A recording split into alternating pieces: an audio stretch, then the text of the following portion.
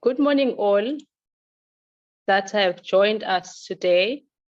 The date is the 30th of June, 2023. My name is Mandisa Pepeta, and I'll be your program director today at Council at SECAB.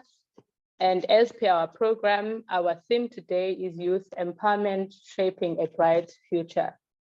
Therefore, in terms of our agenda, we'll have our opening and welcome. I will be handling that. And then we'll have the purpose of the day and the progress report. I will handle that with a registrar, Advocate Toto Fiduli. Then we have a student panel that will have Ms. Melin Love, we'll have Mr. Muhao Setlako, we'll have Ms. Palisa Molopiane, we'll have Mr. Leo Mjali, and then we will take our body break after the first session. But in that first session, we'll also have an interactive session, which will allow questions and answers. And then after the body break, we'll have the candidates panel. In that particular panel, we'll have Tashlin Puvan, we'll have Edrich Sauls, we'll have Andrew Enarson, we'll have Zolani Gomba, and then also with that session, we will have an interaction. So, and then after that, we will conclude. We'll have our vote of thanks from our Vice President, Ms. Tsabi Shongwe. She will be with us, our councillor at SECAB. Therefore, we welcome you, those that have joined, and we're excited about today. As I have opened formally this webinar, I take this opportunity to read an article that was in the News 24 in 12 June 2022. It says that on June 16, 1976, thousands of students mobilized by Soweto Students Representative Council's Action Committee with the support of Black Consciousness Movement, took to the streets to protest the use of Afrikaans as a medium of instructions in schools. It was also a protest against Bantu education. Students marched to Orlando Stadium in Soweto. They were met with violence from the oppressive apartheid regime. Police opened fire, killing 120, although it is said that more than 700 died over the next few days. The protest galvanized the youth nationally and fueled the recruitment of activists to the broader liberation movement, including the ANC. Their actions galvanized the fight against the white nationalist party, both locally and internationally. That was 46 years ago. The article continues to say, this week, as the country honors those who gave their lives to fuel the liberation struggle, questions must be asked about how South Africa's youth are valued today and how their contribution creating a thriving nation is being supported or not. I therefore take this time in my welcome speech to share my personal journey, to say that I completed my studies in 2001. Having worked for 2 years, I worked for additional 3 years, then started my practice at the age of 24. The reason I share this is because we're speaking to the youth, and at that time, I was youth. And I used to work for my employer, and on weekends and in the afternoons, I would do what is called private work. But there came a labor law that said I cannot offer the same service to public as I did to my employer. And then I needed to choose, because the work I did was to supplement my income. And I decided to then choose the private work as the main work.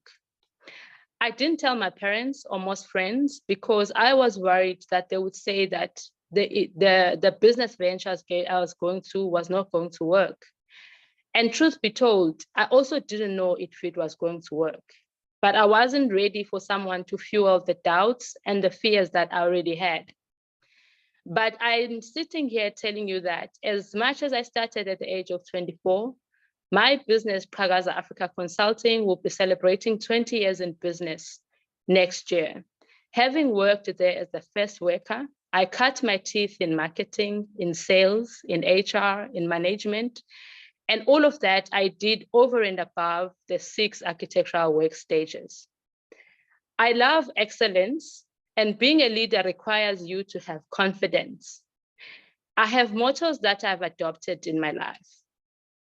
And I was listening to SAFM at some point where a question was asked, how do you become confident? And someone answered to say, competence breeds confidence. And that made sense to me because I realized that when you are not competent, you tend to be shy, sheepish, or arrogant on a certain subject of discussion or addressing questions relating to your work. Secondly, in my position as a leader, the second motto that I have is to focus on people's strengths, not weaknesses. To build a strong team, you recognize what your team member's strength is, and you work on their weaknesses. And as part of my preparation of this welcome note, for encouragement and relevance, I looked at the articles, I looked at the world's young CEOs. I saw 9 youngest CEOs in the world, one being 19 years of age. And then I also looked at the world young architects. And there's an article that says 25 young outstanding architects to watch out for. It is in the Architecture Journal. I also looked at the strength of young people. With all these articles that I looked at, I'm going to take an extract on the article that spoke about the strength of young people. Years ago, the author writes on this article, an older, wiser person shared this with me. And this stuck with the author for the course of their lives. It says, if you think in days or hours, go into trading. If you think in seasons, go into farming. If you think in decades, go into forestry. If you think in centuries, go into education. And our profession is undergirded by education. Therefore, we are those who think in centuries. And the author continues to say, as someone who has taught MBA courses to many students over the years, I can share with you what joy it is to teach young people who think for themselves, challenge everything and anything, and are motivated to go out and improve the world. And it says this, the legitimate and thoughtful challenges from brilliant young minds have led the author to create some of the best work in the university and coaching setting. The author continues to say, cliched or not, young people are the future, and by helping the young people of today, you can improve their lives, those of their children and grandchildren, and all the way down to generations. And then I continue on my personal note. I say then this, because I started my company in 2004, you may say that the business economic climate was conducive. However, I have realized that all seasons and times present new opportunities. So if you are now in this era, it is your time as well. From the 4 articles that I referred to, there are lessons to take home. From the 1976 uprising, I have understood and learned that young people have a voice. They can make history. There is strength in unity. Also on the young CEOs, most CEOs I noticed on the article, they are males. But it doesn't take away the fact that young people can reach highest levels of administration and management. The world needs to commit to producing and opening space for female CEOs. Analysis needs to be done on understanding why there aren't young female CEOs in the world top rankings. In the Young Architects article, I learned that there's an amazing mix, and we must not let anything stop us as young people. We need, from the attendees today, we need online magazines, we need journals, we need websites, we need bloggers, we need award-winning designers. I continue to say the strength of young people should focus on building and not lose the time to skill yourself. Education is underrated. Most people would say you don't need to go as far with education. I tell you now, education is underrated. We cannot emphasize enough the power of knowledge and power of education. SACAP continues to invest in young people in the profession. At high school level, we participate in career day programs. At tertiary level, we participate in accreditation and validation of architectural learning sites, engage with students to ensure learning environment is conducive. There are bursaries in place at SACAP to support young people who need financial assistance.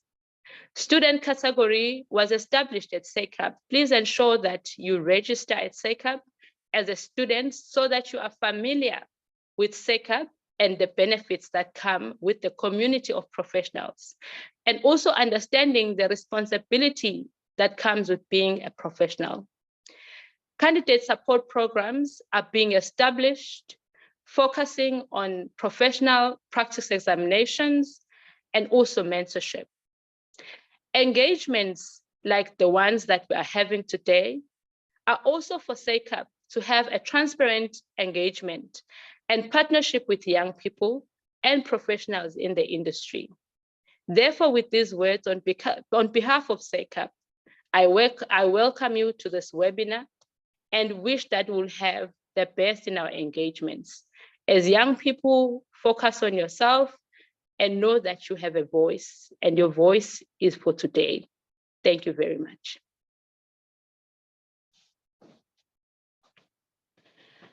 I will therefore, on our program, move on to our purpose of the day. SACAP has had these webinars in the past, and the objective is to connect with the students and the young professionals and ensure that the young people are kept on the loop and to know that SACAP actually cares. Therefore, I will invite the registrar on this session with me to look at the progress that has been achieved since our last webinar. Registrar, are you ready?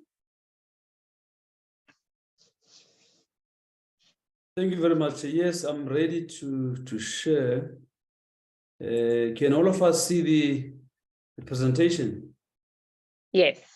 Yes, no, thank you very much, Chairperson. Let me also thank all those students and candidates and young professionals who have joined us today. You'd recall that last year we had an engagement regarding issues that impact on students as well as candidates. And as SACAP, we've gone back to the ground and see what we can do to address some of the issues that we had raised. And some of the issues that we had raised had to do with the educational institutions, had to do with the architectural practices and so forth. So we have gone back and see what we can do. There are things that we have managed to do, and there are things that we intend to do going forward. So today I'm going to look at the issue of student registration. There was a concern which was raised in the previous webinar that a lot of students don't know much about SACAP. A lot of them, they become aware of SACAP when they are already in their final years, when they are about to graduate. And we said we want to change that. I will discuss that in detail. But also there were proposals about that there should be annual workshops for undergraduate and postgraduate. I will also deal with that as well. There were issues of sustainability in terms of resources and financial strain that many students face. There was also issues of practical experience that most postgraduates face, as well as our candidates who can't find mentorship to be able to get the most important vocational training, and then from there be able to sit for examination and write and be able to then move to professional registration. The next point that I'll deal with is there was an issue about lack of connection between students and various stakeholders in the industry. It's something that we want to address as well, and we'll share with you what can be done to make sure that this issue is addressed. And the other point is the impact of COVID-19 on students. We will share with you what we have discussed with the universities and what are their programs in place to alleviate the challenges which were posed by COVID-19. And also the issue of mental health issues that are faced by many of our students. We have engaged with the heads of schools as well. We'll share with you what is the outcome of those engagements. And then I'll also get to the issue of candidates. We'll discuss the issue of mentorship and the issue of examination. Now, the first issue there that I want to deal with, I'm not sure whether this presentation here, yeah. So the first issue that was raised previously was the issue of registration of students. So what we have done, the education team, together with the stakeholder relations team, they've been going around universities promoting SACAP, what SACAP stands for, as well as student registration. We encourage students to attend these invitations that are sent from our team, because there you'll be able to learn about the Architectural Profession Act, you'll learn about the Code of Conduct, and also if you're already in your final year, you'll learn about requirements when you're a candidate in terms of your monthly training records and also professional practice examination. So these are things that we have dealt with whenever we undertake roadshows. So we want to encourage more students to attend these roadshows, because a lot of valuable information is shared in these roadshows. So those students who are here today, please spread the message across. Everybody should be able to attend these and get this important information. The next point that was dealt with in the previous webinar was the issue of proposed annual workshops for undergraduates and postgraduate.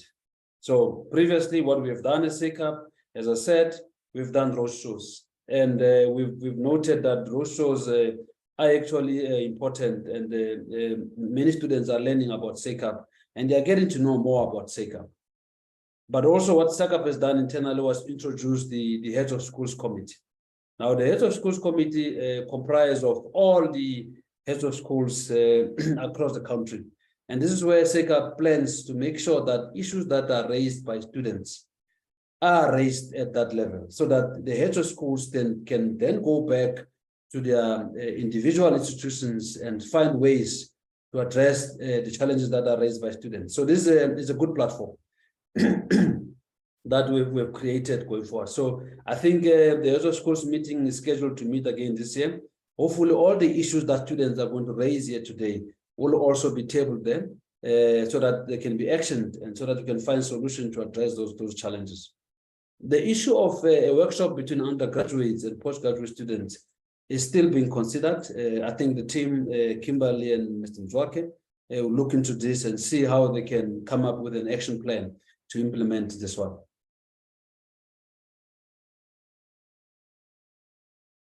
The next point was the issue of resources. There was a concern that resources remains a challenge, particularly for students who do not qualify for NEFSAS. And there was an issue again about access to studios. Most students had the challenge about access to studios at educational institutions. So from our side, the SACAP, we've engaged all the LSs through the heads of schools to ensure that students have access to studios. We've received, in fact, a response from the University of Johannesburg. They've promised us that they've opened up their studios and students have access to studios to be able to practice their craft and prepare themselves for the future.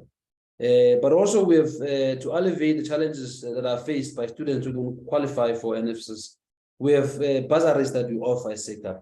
Although it's not a full amount, we offer 40,000 to each student. And we intend to improve on this to make sure that we cover more to make sure that students are able to study without any concerns about where would the money come from to be able to complete their studies. But also, if you go to the Department of Public Works and Infrastructure, they do offer bursaries to students. So we will provide that link to all students seeking bursaries to the department to be able to facilitate this issue as well. So in terms of resources, we will work with all the stakeholders from the Department of Public Works and Infrastructure to the actual institutions themselves and SEGAP itself to try to alleviate the challenges that students face.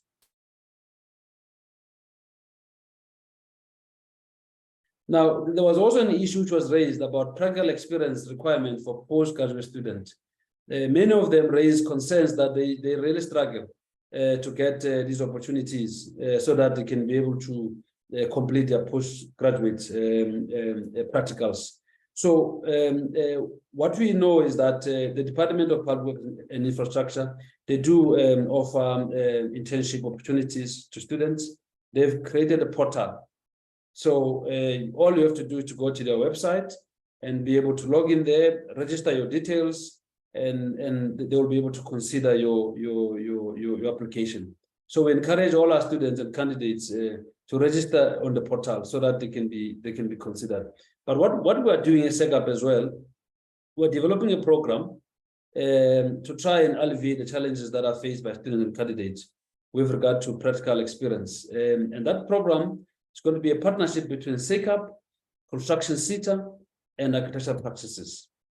What we intend to do is to source funding from SETA, and once we have the funding from SETA, we'll be able to engage all owners of practices to be able then to open up opportunities within their practices to assist those students and candidates who may require practical training. So this is something that we're still working on. We will keep you on the loop about the progress in this regard.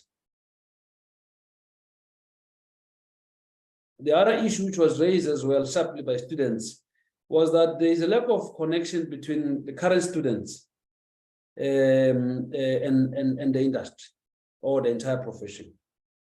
Now, from our side, the SEGAP, we want to encourage all students to participate and join voluntary associations. So we have over 11 recognized voluntary associations across the country in all provinces. So if you're in the Western Cape, there's SAIA Institute of Architecture there. If you are in Gauteng, there's GIFA. There's many VAs that you can join to be able to participate. And the value of joining a VA when you're a student or a candidate is that VAs offer networking opportunities. You'll be able to connect with those who are in the industry, who are practicing. You'll be able to then connect with those who are also in the academic space. So you'll be able to share a lot, you know, and also connect with peers in the industry, and be able to also connect with the mentors and other leaders in the profession. So VAs are very, very, very important. So we want to encourage you to join because they are there to provide opportunities, to provide information, and also to share experiences, you know, to share industry trends, new regulations, advances in technology. So they play a critical role. And I know that all our recognized VAs, they have webinars regularly, you know, to get in touch with all their members. So if you're a student and you're a member of a VA, you have valuable information. So we encourage you to join any VA that is close to you, wherever you are. If you need assistance with this, we are available. The team is available. Just get in contact with Mrs. Owen. She'll make sure that she connects you with any VA that you may want to join so that you can be able to benefit from these networking opportunities. Now, the other issue as well that which came sharply at the last webinar was the effects of COVID-19 on students. What was raised was that opportunities to exchange ideas and the ways of expression among fellow students and have access to studios space to work comfortably and learn from each other was missing, precisely because of the impact of COVID-19. And the students needed a space where they can work comfortably with access to relevant resources. Schooling online meant that the opportunity to visit construction sites, to get a clearer understanding of the construction process was missed as well. So we have taken this up to the heads of schools. So far, we've received the response from the University of Johannesburg, and they've said to us, as I said earlier on, the issues of access to studios, computer library have been addressed. And UJ have ensured that students have full access to studios. And SACAP, through its education committee, is also developing guidelines that will be used for CRITs. These guidelines will also enable good communication among peers and lecturers. So all these issues are being addressed with the heads of schools to try to create a space to foster a good working environment between students and lecturers and the educational institutions. So we are working with the heads of schools to make sure that we address these concerns that we have raised with us in the previous webinar that we've had. Now, with the issue of mental health challenges that are faced by students, we've received a report from the UJ. They've indicated that they have a mechanism in place that assist students with mental health services. So we encourage all students to take advantage of this mechanism to help you go through your programs.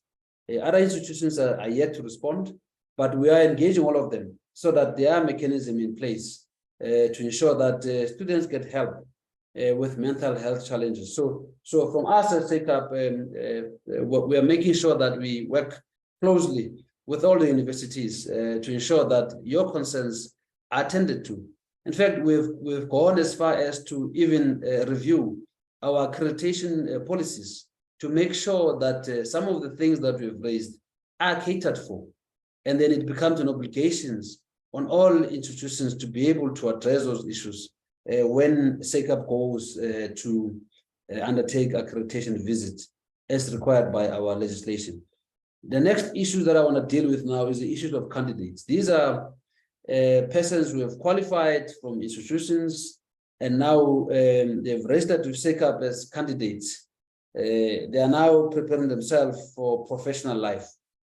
So we know, all of us in the industry or in the profession, that mentorship remains a challenge. Many principals or practices have indicated to us that they do not have sufficient work in the practice to take as many candidates as they wish. And this is a challenge that we face as a profession. So as I've said earlier on, we are developing a program to deal with this challenge. And this program is going to include the CETA, SACAP, and all architectural practices to try and see how we can deal with this challenge of lack of mentorship. So there were issues again about mentors not being able to ensure that all areas of training are covered during the mentorship, because you want to make sure that once you have undergone your mentorship program and now you are ready to sit for examination, you have covered all the areas that are required for you to be able to meet the requirements of SACAP. So we are actually engaging with the principals of practices and all the mentors to ensure that all the areas that are set out in our regulations are complied with, to make sure that a student or a candidate is able to be trained in all the areas necessary.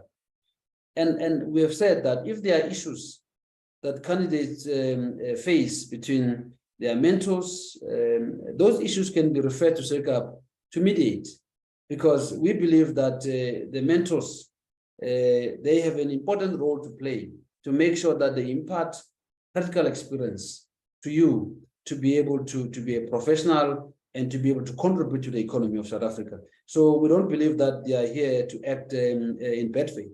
So we will be able to engage the mentors to ensure that you as a candidate, you're able to get the best training that you require. So what we've done as well in terms of the monthly training record, we've got a new online system that we've built. It's not yet online as yet, but it will be very soon. There's a tracking system there in terms of where your monthly training record. So those are going to be easily handled going forward. But you remain responsible as a candidate to ensure that your monthly training records are uploaded and they are all in order. And some of the issues raised previously with regard to the examination, there were concerns that the study guides from SAYA are expensive, and also the PPE workshops, are also expensive. So what we have done is to encourage VAs to allow candidates who may not afford PPE workshops to be able to attend, and that happened in the previous examinations. But going forward, we want to work with our VAs because they already have the study guides. They already have the PPE workshops. For us now is to make sure that we collaborate with them to make sure that we help those candidates who cannot afford study guides, who cannot afford the PPE workshops. And those who are not able to attend the PPE workshops during the day because of work commitments, we will make sure that recordings are available to those candidates so that they can be able to prepare at their own time when they are available. So it's something that we will take it up with the VAs to make sure that we assist those candidates who are really struggling. So it's something that the team is working on to alleviate all the challenges that you are facing.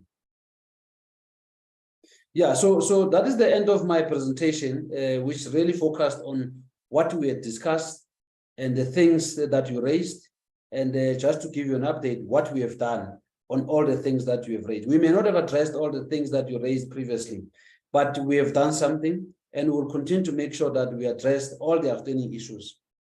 All the issues that are going to be raised today will also be able to jot them down, and we'll have a clear action plan to make sure that we address them with all the stakeholders.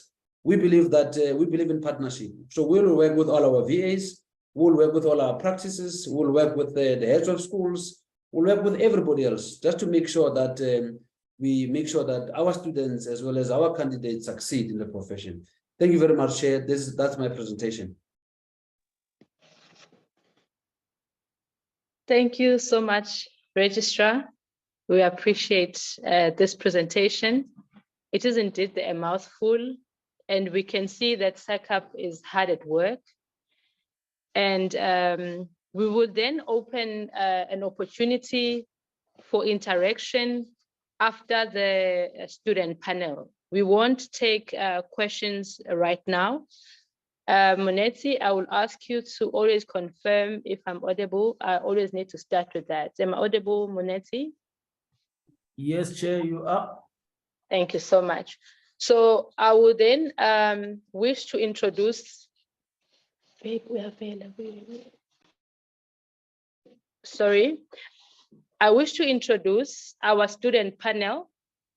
And in this panel, we have Ms. Melin Love, we have Mr. Mohao Setlako, we have Ms. Palisa Molupiane, we have Mr. Leo Mjali, and our topic discussion that we are having today, discussion topics that we are having today.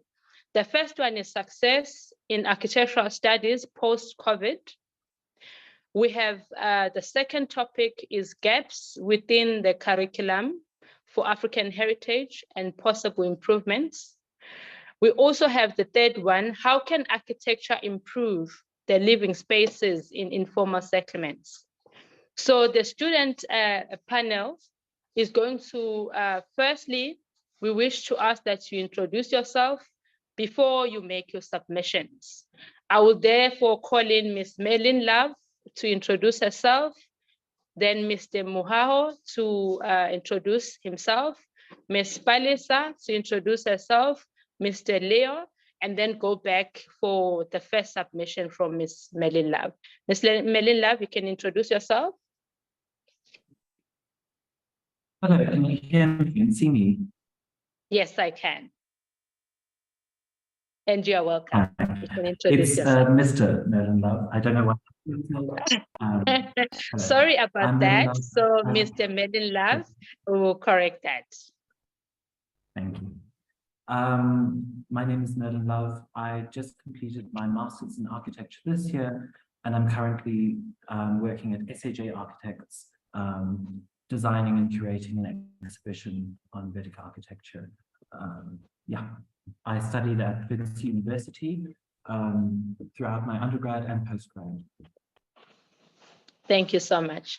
I have a son also. I don't know if I'm allowed to send compliments. Maybe they saw your face and they said you are Miss because sons can be handsome as well. So yeah, okay. Thank you for that. Mr. Mohao, please introduce yourself. Morning. Am I audible?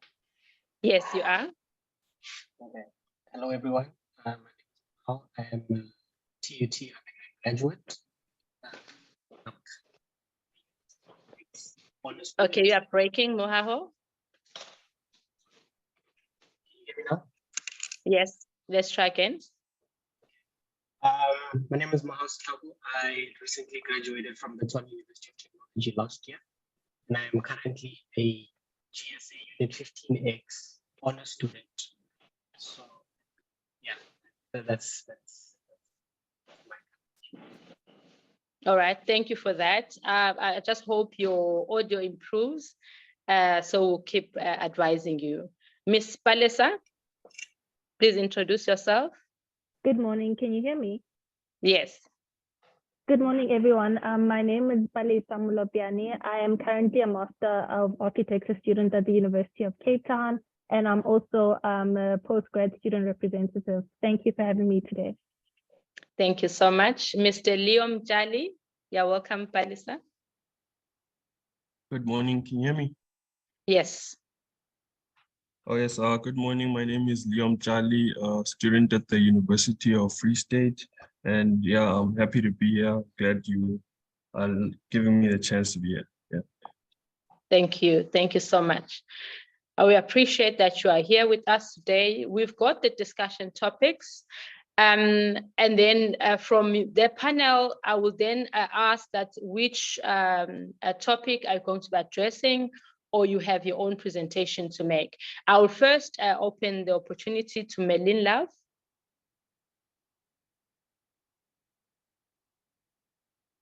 Hi. Can you hear me? Yes. Okay. So can I just go for it? Yes, please go for it. In relation to students being affected by the COVID pandemic, I would like to offer my own experience through that process. So I was studying my last year of undergrad, my third year of architecture, when the pandemic hit, and I found that some of the challenges which were addressed in the presentation around access to resources, access to studios, computers, programs, was actually mitigated, strangely enough, by the pandemic. Suddenly requirements of making models, printing every week, those fell away. And that actually advantaged a lot of us who were working digitally, where we weren't having to spend a lot of money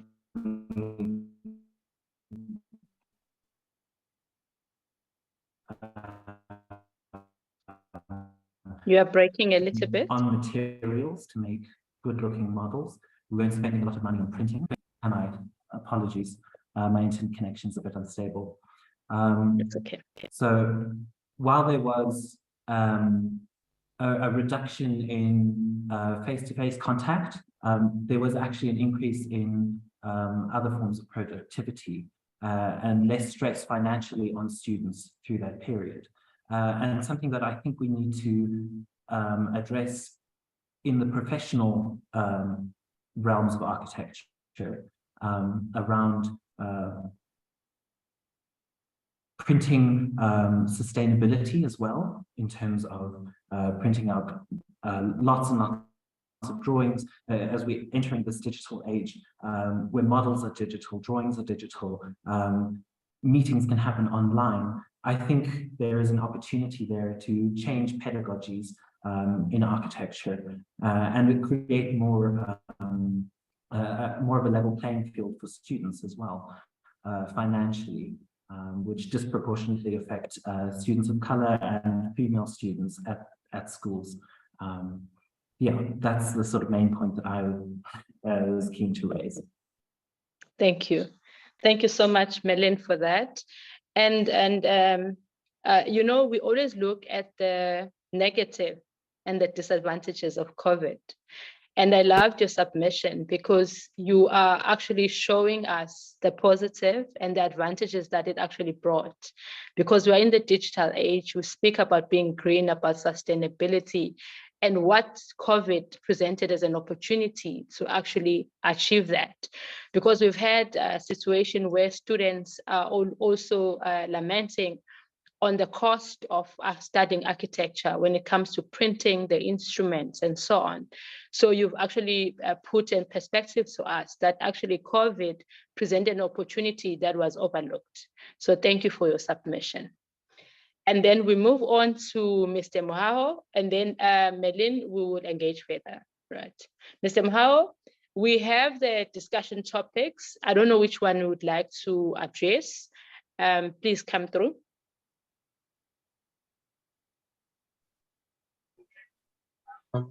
I'd like to address the first concern, the first topic that you raised. It's that Mr. Mohaho, sorry, yes. Since we always love to meet our panelists with the video, since we've seen everyone, maybe for your audio to improve, please try and switch off your video so that we can see how your audio improves, because we have met all of us. Let's just see. Please try.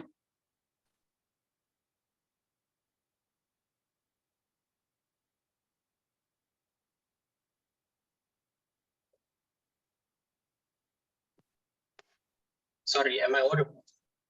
I think that is much better. Melin, can you agree? Yes, yeah, the audio has improved. Yes, okay. Let's go, Mohaho. Okay. For myself personally, my experiences with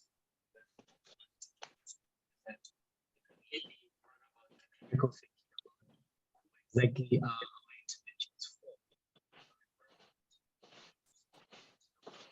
our network is not good. Okay, let's go for a few minutes and see.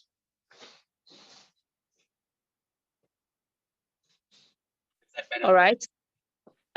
Please go. Let's go for it. Okay. So what I was saying about critical thinking within architecture is that for myself as a student post-COVID, it required that I rethink the way in which I actually do architecture. My approach for the remainder of my studies was that I wanted to challenge narratives and what we think about narratives that exist in the built environment and within space itself. So I'd like to actually share my screen here if you guys want to take it. Okay, let's see the screen. The audio is still a challenge. Let's see on the screen. Yeah, let's go. Okay, so with this project, Gateways and Thresholds, what I wanted to do was that I wanted to challenge the way in which people perceive strikes by students. Discourse among institutions. Sorry, Mohaho, we're not going to do justice to your presentation. Your audio is breaking. Munezi, are you able to call Mohaho on the side and see if we can sort out the audio and connectivity first before Mohaho comes in again? Yes, Chair. Let me contact with Tokosa. Yeah. Okay. Give me a phone. All right. Mohaho, let's sort out connectivity first and see if it improves, because we're not going to do justice to your presentation. All right, thank you. And then we move on to Ms. Balisa. Balisa, are you ready? Yes, I am. Thank you. Yes. So I'm happy to respond to the first question as well with regards to COVID. I agree with Merlin that it gave us the opportunity to find alternative ways to represent our work, which was also very exciting because at the time there were also new programs that we had to quickly learn to upskill ourselves for presentation work. So yeah, so on the positive side, I would also like to contribute to that. And then with regards to the second question on how architecture can improve in living spaces in informal settlements, I think our degree and also our speciality gives us the opportunity to sort of look at the ways that over time and over history, especially considering the socioeconomic issues that we face, how can we reform our well-being? How can informal settlements and housing schemes be restructured in a way that it adapts to family units? It also adapts to the kind of social ills that we face in the country. So I think it presents us with a huge opportunity to propose questions and look at new ways in which living can be restructured, and how we also get to face the, the different inequality issues that we are confronted with. So I'm also reflecting on the fact that during my honors year, as well as in some of the master's students, they're working on amazing projects that question the way in which we live and also propose new ways in which housing can be present itself as an opportunity, from the ways in which materials that are used and exploring ways in which different family dynamics can also be sort of adapted into our living spaces. So as an intro, I'd just like to say that, yeah. All right, thank you so much. I'm happy also you touched on that topic about eradicating and improving living spaces and eradicating informal settlements that we know in our history and even in the current environment, that these informal settlements also means that families are separated, because people have to move close to the cities, but also the living environment doesn't allow the raising of children if they are young ones. So I'm glad you touched on that, but we will elaborate. Thanks, Palisa. Mr. Leo, are you ready to come through? Yes, I am ready. Can I share screen? Yes, please.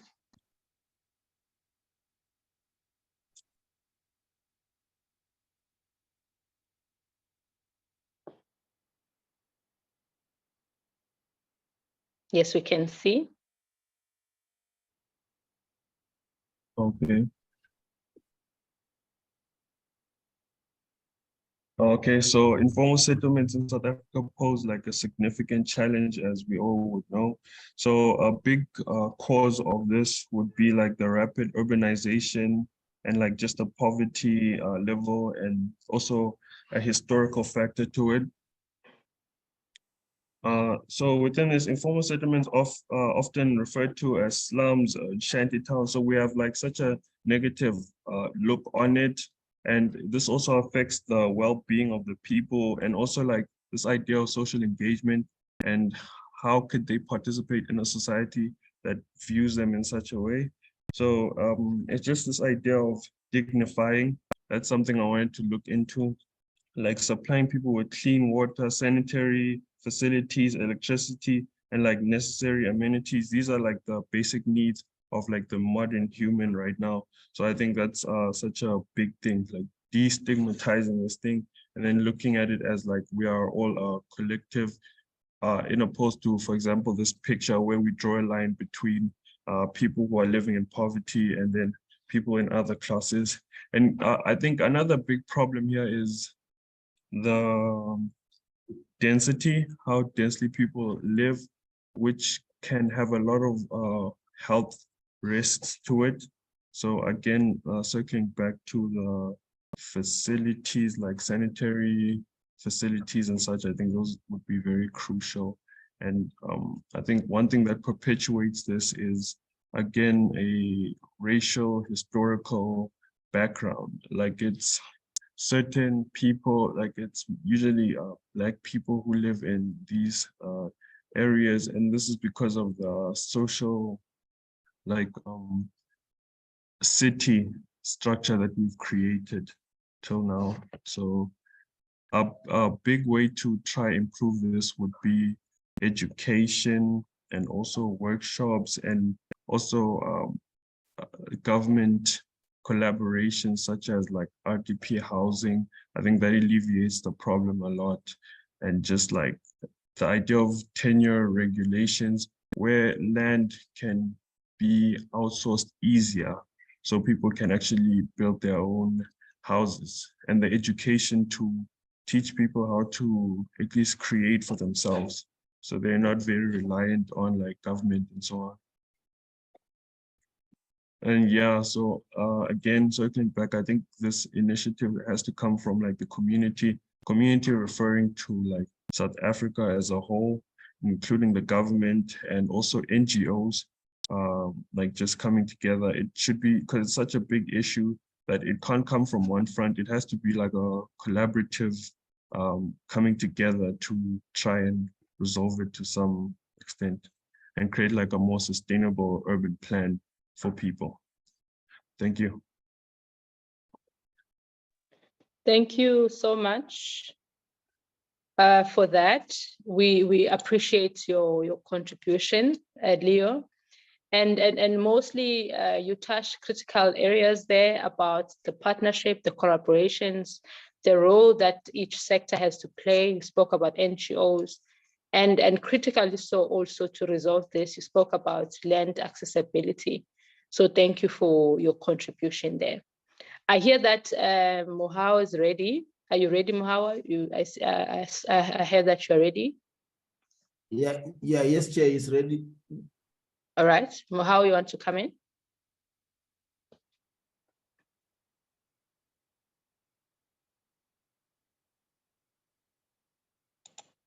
Okay.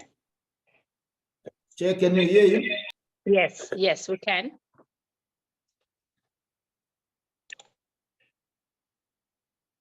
Okay, so I'll share my screen now. Yes, please.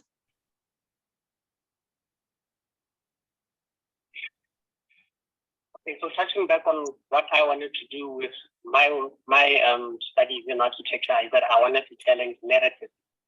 So Yes. one of the ways I wanted to do that was this project that we were doing. This was Gateways and Thresholds. So we were tasked to create almost like an entrance gate using this idea of liminality. So this is almost like in-between space between inside and outside. So for someone to think about that, it would be like a revolving door within a hotel, how you're not really inside, you're not really out, but you are enclosed within this in-between space. So I wanted to use that in-between space to almost think about how we almost dehumanize student protests. So student protests are always like a discourse between the admin and student concerns about how they feel as though they are being neglected. So in the event that these discourses do not ultimately lead to some satisfactory compromise, students resort to protesting as a way to get their frustrations heard. So now, one of the negatives about that is that this also allows for vandalization, and this also causes almost like this diversion away from the concerns of students, and then becomes almost like this narrative about how students would vandalize in the event of protest. So I wanted to create almost like a space where you could protect crucial infrastructure while also accepting that students can coexist within the space in the event that there are these public discourses and displays of frustration. So the ultimate design concept of it that I wanted to create almost like funnel in between. So you'd have this opening in between where you enter and where you exit. And this would become this almost like public space where these sort of protests could actually exist under the supervision of security and protecting the crucial infrastructure of the students. So I thought about this idea of using tectonics and this almost like stone wall that would almost like protect the infrastructure, but that clear opening allows for students to actually exist within that space during protests and during times of public disagreement. So for me personally, post-COVID, I have to think about what exactly do I want to design for, and a lot of that has to do with students, because these individuals would one day become that biasing which I make my building for. And for another project that I did within the year is that I wanted to create a youth center. So this would almost be like this public amenity for students to exist in. So for anyone who's been in Pretoria, Church Street is almost like a prominent road for student expression and self-identification. You find students taking matters into their own hands by trying to self-empower themselves. You find students who sell fashion, who sell artwork, who sell food to provide for themselves. So what I wanted to do is that I wanted to turn an almost like an educational building into almost like this public amenity for students to exist within. So the entire idea about it was to create this entire public space where students could create their own stores, could express themselves through art, through movement, you know. So ultimately, this entire intervention itself became about how I wanted it to be an expressive addition towards what's an existing educational building, which had this 1920s style Art Nouveau to it. So ultimately, I wanted to also use color theory. So I wanted to use the color of red to almost like express the passion in which this building will house, which is the expression and this almost like empowerment of the youth. And this was the ultimate intervention that actually ended up in the building. So one thing that I did note is that there were some shortcomings in the way that I showed my process, but this was almost like the starting point of how I wanted to define who I wanted to, as an architect in the industry and the type of work that I wanted to do. So this allowed me, in a sense, to rethink what I wanted to do, but also allowed me to almost like challenge these narratives about what the youth are and what they actually want to do with their lives. Yeah, so I genuinely do believe that architecture should actually be intentional now. Should no longer be concerned with the developer being the individual who developed like the environment in which we then exist in, but also rethink the way in which as a collective will actually live within spaces and interact and socialize. So thank you. Thank you. Thank you, Mhao, for that. And I will tell you, I love your expression in how you have brought in your work. You know, most of us, we keep our work to ourselves because there's a strong peer review in architecture. And we've had in some instances where it said architecture is subjective, it depends on someone's opinion. We know as students, sometimes you come up with this concept and the lecturer said, no, back to the drawing board. But what I love here is that you've presented with the projects that you showed us, you present solutions to what the system that we have in our country can actually further oppress. Because you are saying here that though the students say in the protests that are experienced in the higher learning institutions, that they express themselves, but at times it comes through vandalism out of frustrations, which carries a criminal element, but also with focus on the vandalism, we miss the opportunity to actually listen to the problems that are being presented. So within our structures and facilities, we must open up spaces where people who are disgruntled can actually express themselves without the system disadvantaging those who are protesting by saying that because you've vandalized, we can't even listen to you anymore. So the expression there was very bold, and also you spoke a lot about empowerment, and those need to come out strongly each time, especially to the youth, because when we spoke earlier, we said the young people need to have a voice, and even when we are unhappy about situations we found ourselves in, our voice is important, but also as the architectural profession, we need to also respond to challenges that are presented, that our spaces need to respond to what people wish to express.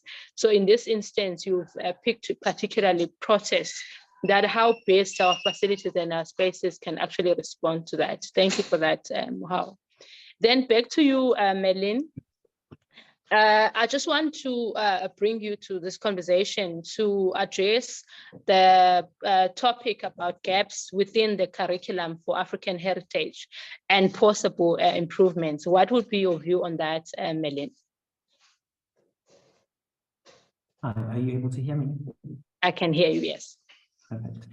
Perhaps I could share my screen. Yes, please.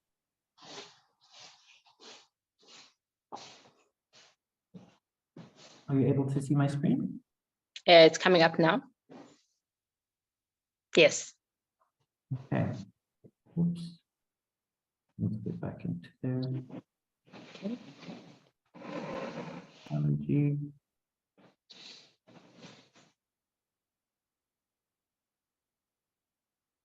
The train. Sorry, I think I need to.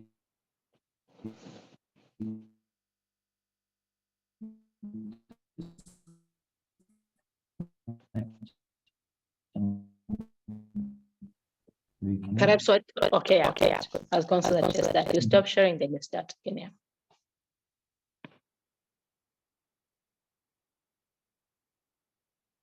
It's not popping up again. Perhaps I'll just have to talk to it.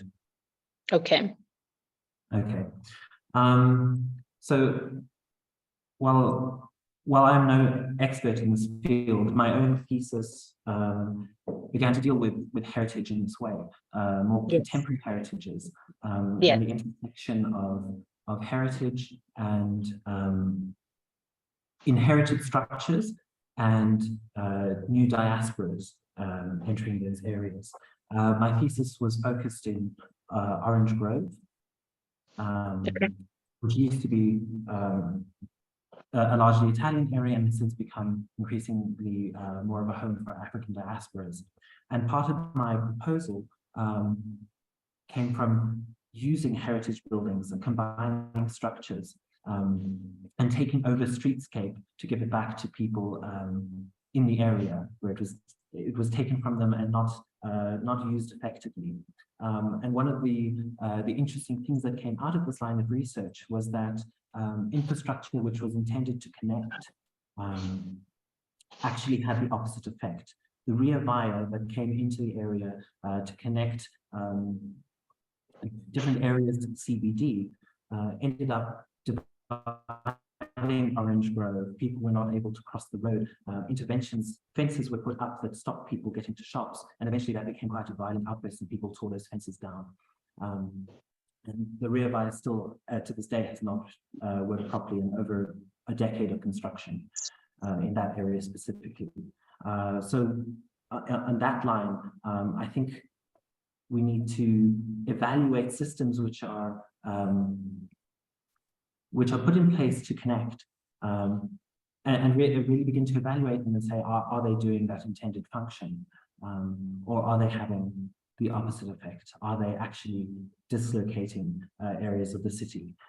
So my focus then became on local integration, local connection, looking at walkable areas to then begin to reintegrate these parts of the city which have been disconnected in this way.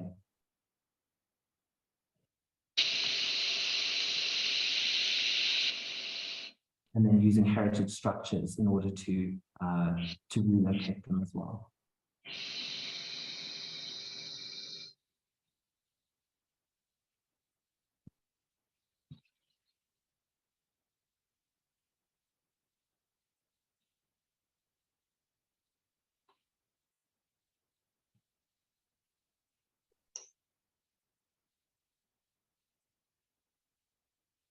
All right. Are you done?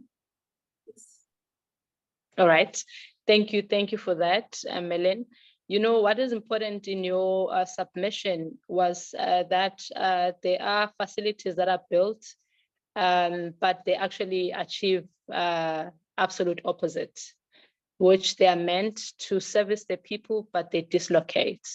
So I'm always reminded of the basis of a lecture that taught us, that was talking about the walkways. When you do walkways in the parks, that people tend to do walkways in the parks, and the people would walk the opposite direction, or not use the walkways that are already set. So the best way to do it, you allow people to walk wherever there are footsteps, you create your walkway there, because that makes it functional. So I'm looking at what you are talking about, what had happened there in the transport node, whereby there were fences that were brought up, but actually dislocating people, the streetscape affected.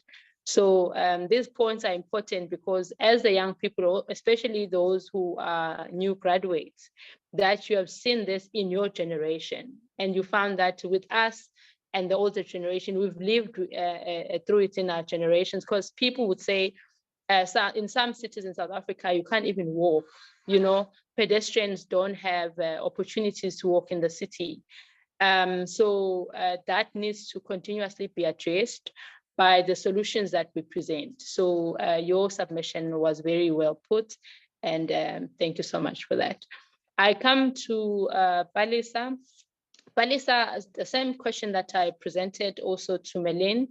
How do we address gaps within the curriculum for African heritage and possible improvements? And Melin focused mostly on the heritage. He looked at the contemporary heritage and also what we've inherited. So if I come to you then looking at the curriculum for African heritage and possible improvements. Palisa? Thank you. May I just quickly share my screen? Yes, please.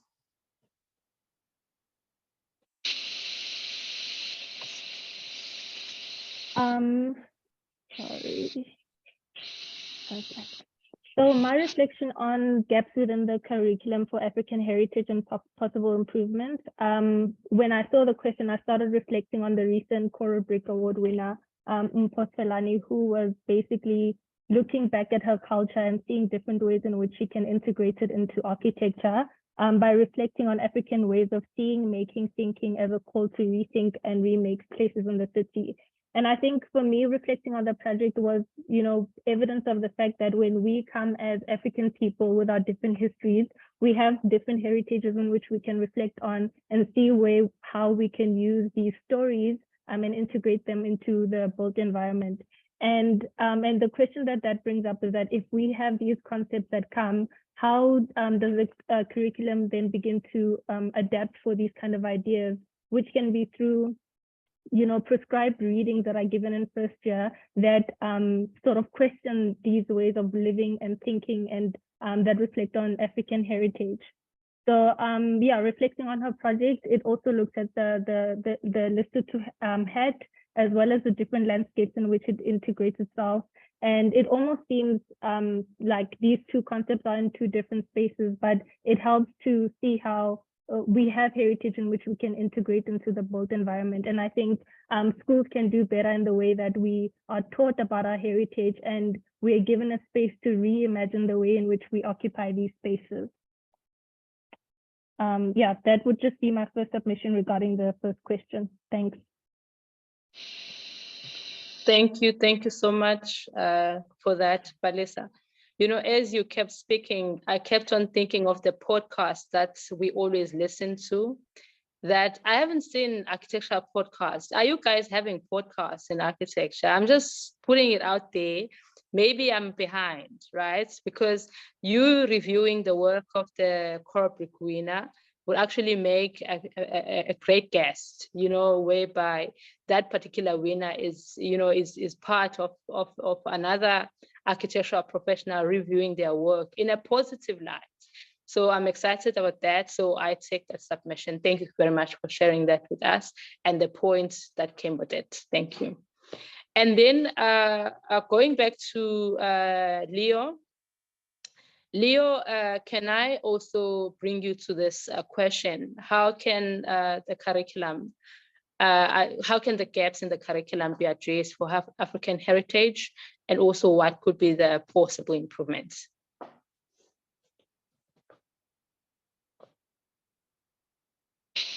I think in terms of the gaps, I think we could take more active teaching decisions in terms of even in the institute actively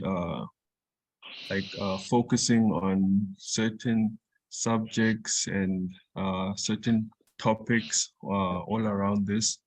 Because I feel like right now we have such a wide range of things. So maybe if we can really narrow it down to the type of stuff we want to teach, even within these.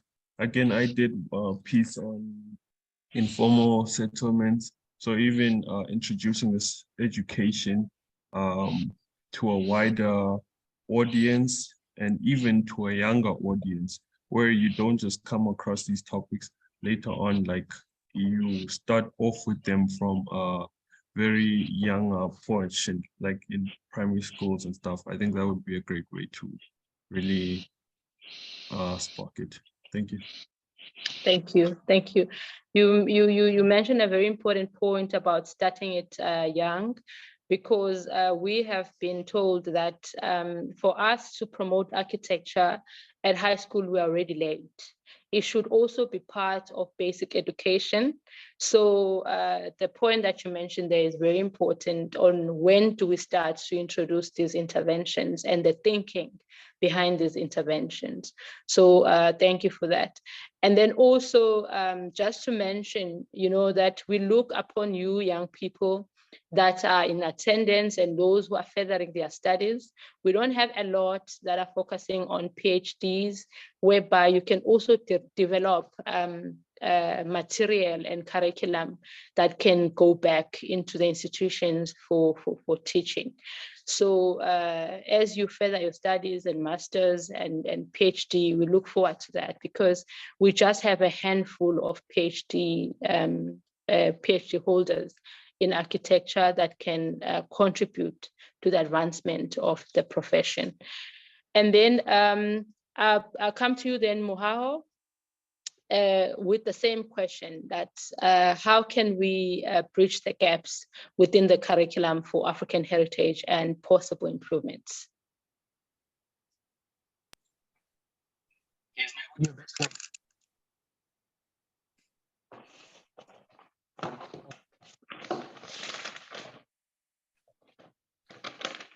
Mohaho, are you here? Can you hear me? Yes. Yeah, come closer to your device or your mic. Am I audible? Yeah, better. Okay. To answer your question, I really do think that it's time that our institutions are honest about the current context that we exist in. Up until my postgraduate year, I never even knew that the Matchbox house, which formed part of apartheid spatial planning, was actually someone's master's project. And for anyone who would like to look that up, the lexicon on that is NE51-/1-9. And basically what that was that someone at the time was researching how to solve the housing issue for non-Europeans. So the NE in apartheid spatial planning was NE was non-European, 51 was the year 1951, and 1-9 are the number of revisions that actually were made for what would ultimately be now the Matchbox house, which we look at it, which we look at around like our townships now. So I think that maybe we're not being as honest about the type of work and the types of environments we're trying to intervene in. We've almost like allowed ourselves to just almost like move away from the reality of the situation. And over time, these sorts of environments have just grown and mutated. So one thing that students also need to be aware of is that you could do a thesis project and think that I just did it to get my master's, but this work will live on forever. And one day someone might want to implement those sorts of ideas through you because of the way in which they thought that the idea could work. The same applies for the Matchbox house. The same could apply for your work as well. So be intentional about what you want to do. Because one day someone might reference you, someone might actually do the work based on what you've researched and you've allowed to exist. Academia and learning. All right. Thank you, Mohao. Audio keeps giving disservice to your submission, but I captured 99% of it. So thank you for that. And one thing that I captured in your submission was that we need to be, young people must be intentional.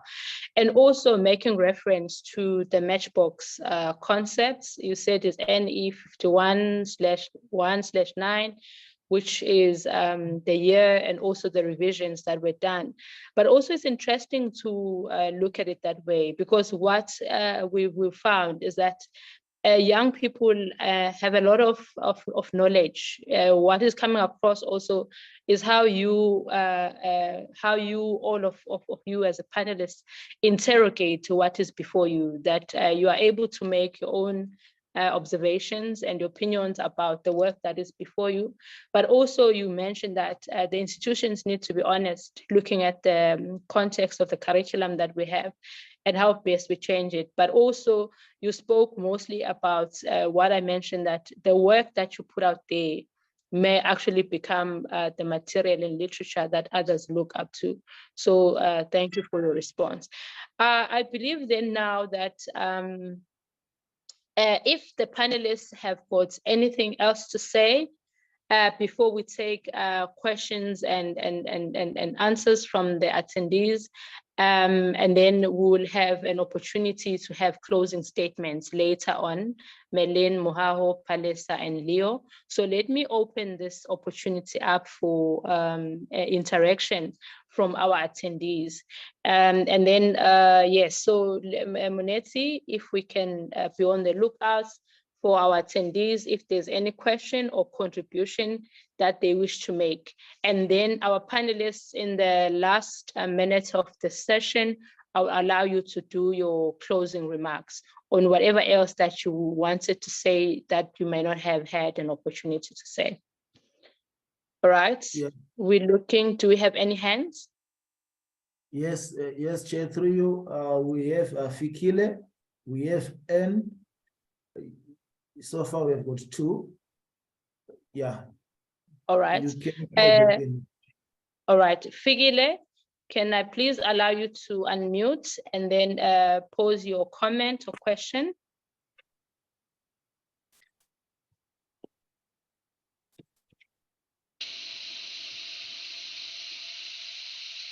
Figile, please unmute.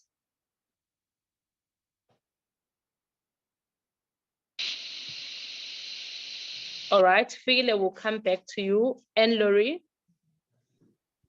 Hello, good morning. Good I morning. had a few questions. So I'm sorry, I'm having a cold, so I'm sounding a bit... And Laurie, before you start, please introduce yourself and where you're from. Yes. And then you can go ahead, because also the intention here is that we network, we know each other. So that's that. Yes, thank you so much. So I'm Anne-Laure and I'm Belgian. So I come from Europe and I studied in Belgium, I worked in Belgium, and now I actually am starting to work here in South Africa, and I need to do the exam to be fully, to be able to work by myself. So okay. I appreciate that there were a few women here as well speaking, and also the point of views from the students were really, really interesting to hear. And so my question was concerning how, like from the point of view of students or also me, how do you prepare for the exam? Because I heard earlier in the presentation that was earlier concerning SAYA and how to prepare. Is there more information that we can get from that? Like, when is that examination going to be? Who do we contact? All right, we got your question. Thank you so much. We will respond. We'll just take the questions for now. We'll respond. All right, Figile, are you ready? Okay, sorry, Anne, is that your only question? You said you had more questions. I had another question because I've been here now in South Africa for 3 years, and I've seen there's not many women in the profession. Where I come from, it's 50-50%. Is there a way forward in the South African culture for women to have more impact as well? Because I come from a completely different culture. I love South Africa, absolutely I do, but I find that there's so much growth possibilities for women here. is there a way that SACAP sees as a vision for women in South Africa? Thank you. And how do I call your name? Anne, or how do I call your name? I'm sorry, it's a hard one. And Laura, is that helpful? And Law, that's better. Yes. Thank you. Okay, Thank you. Is that all? You done? Yes, that is Yes. all. Thank you so much. Thanks a lot. Figile, are you ready?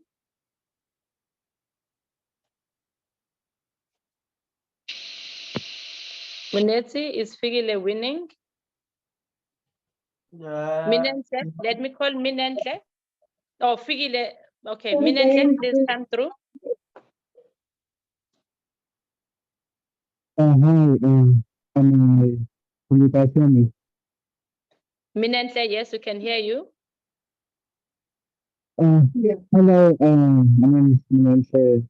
I'm currently studying at UJ in my third year. And I have two questions to ask. Firstly, like going towards the panel. And Okay, your audio is not too apparently- clear. Let's try again. Minentle, don't close your mic. Let's try it again. It's not very clear. Okay, go for it. and I know, can you hear me now? Hello. Yeah, better. Hi, I just wanted to ask two questions. Firstly, about first proposed to the candidates, like, what like more insights about a few of their backgrounds and their specific challenges. I mean, their specific like parties and how they got together. And I wanted to ask if we can get more personalized stories of how each one of them, even if it's just a summary of their experiences personally going through from the undergrad, postgrad, and some are doing their masters. If it's possible to get that like personal aspect of it. And secondly, it mostly has to do with comments because they have been mentioned earlier by in the previous meetings. They were mentioned that there have been changes that the SACAP have been trying to do, and they have been, especially with the meetings that I managed to hear about this year. And is it possible to get like a before and after? Because a lot of these changes are being made. It's so powerful when you're students personally to actually see them and actually acknowledge them. So would it be possible to get like these acknowledgers in the institution so that we can see these changes and understand like from our perspective that that is being done, so we can like not take things for granted and it can be like more clear, so you can see the processes that are currently being done and as well as the ones that you guys want to do in the future going forward. Thank you. Thank you, Minentle. I battled to hear you. Dogozo, is it possible that we can call Minentle and get the questions from Minentle? Because I heard that he was requesting a summary of the candidates or students that have gone before them. And then also it seems like the other question was regarding SACAP bursaries, something like that, but I would like to get these questions clearer. If you can please assist me. And maybe Minentle, you can put your number on the chat. They can call you, but I just need the questions clearer so that we can attend to them, please, if you don't mind. All right, do we have other questions, other hands? We've lost Figile. Figile is no longer, a hand is no longer up. Okay, I don't have any other hands. All right. For now, let's go to the questions that we have from NLAW. With the registrar, can I please request that you take these questions? That she's here and would love to write the PPE, how do they access information, and so on. Good morning, Chair. Shame if I can just jump into that question. Yes, please come in, Kimberly. Yes, hi. So all the information is on our SACAP website at the moment. Our next PPE exam will be written on the 12th of October, which will be paper 1, and then paper 2 will be on the 13th of October. It normally is a 3-hour paper, which is written online. The contact details of the person that you need to contact, it is on the website. So if you just refer to our website, everything that you need is there. And then obviously you'll be in contact with us closer to the time so that we can give you guidance on the study materials and where to actually find the VAs that are conducting webinars on the PPE preparation. Thank you. Thank you so much, Kimberly, for that. I hope we got that response. Yes, Enlo, we got the response. And then thank you, Kimberly. Then the second one was in South Africa, there's not many women in the profession. And how is SACAP addressing that? A registrar, we are going to attempt that. Yes, we'll attempt to answer that question. Well, it remains a challenge. If you look at the register, there's very few women of all races who are qualified architectural professionals. So what we've been doing is to work firstly with the universities. There's been a serious improvement in terms of graduates who are women of all races. So we're happy about that. So the next step now is the issue of mentorship to make sure that those who have graduated, then they come in through, they become candidates and they undergo their mentorship program, and then they sit for examination and they qualify. That is what's going to improve our register. That's the pipeline that we're currently working on currently. But yeah, she is correct. It's something that is a concern, but the council is working on it. Thank you, Chair. Thank you so much. Thank you for that, Registrar Enlo. Your observations are correct. And hence then we were saying that there needs to be more effort in programs that are promoting access to architecture and also how we practice architecture, that girls and women have got full support and access. The Council of SACAP is working tirelessly to ensure that our register improves in terms of the number of women. All right, thank you. So we are done with that. I have Sound. Whose mic is that? It's me, Chair. I have got Mina on the line. He can ask his question. Okay, Minente. Hi, can you hear me? Yes, if that's better. Hello.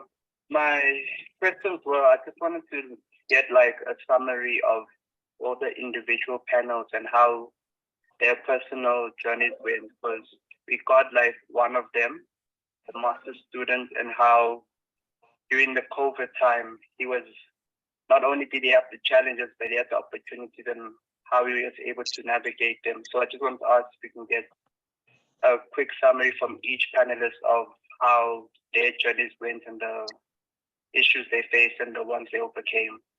And then secondly, the second question had to do with how the universities, especially with UJ, changes are being made. And it's personally, I can see a few of them being done, like with the meetings. And I just wanted to ask if it would be possible to make it more clearer, especially to students, because these changes are being made, but it's hard for us to actually see and acknowledge them because we don't get like a before and after or information. So it would be possible to like highlight these changes more within the universities so we can acknowledge them and then question them more and have a better dialogue. Thank you. Thank you. Minente, before you go, what type of changes you're referring to that are being done at UJ? So recently we had the meeting where a few of the students were invited to. It was just in relation with SACAP and how they got through and how they were seeing a few of the students how their work is done. And it's a thing that has happened, that it's an attempt to try and help inform and have that dialogue. So I just wanted, if it would be possible to like have more of those, and as well as like highlight them, because things are being done. It's just not very clear on our side. Okay. All right. Thank you so much. All right. So we will attend to that when we go towards the end with the panelists giving us the summary of their journey. And then as well as you are requesting that there must be more awareness of the partnerships that happen with SECAP and UJ, and also that the students the form of communication needs to improve so that the students are more aware. So that is what I got from your second question. All right, thank you. Thank you. And then I'm looking at the question and answers from the chat. Ashvir is acknowledging Kimberly's submission. Thank you, Kimberly.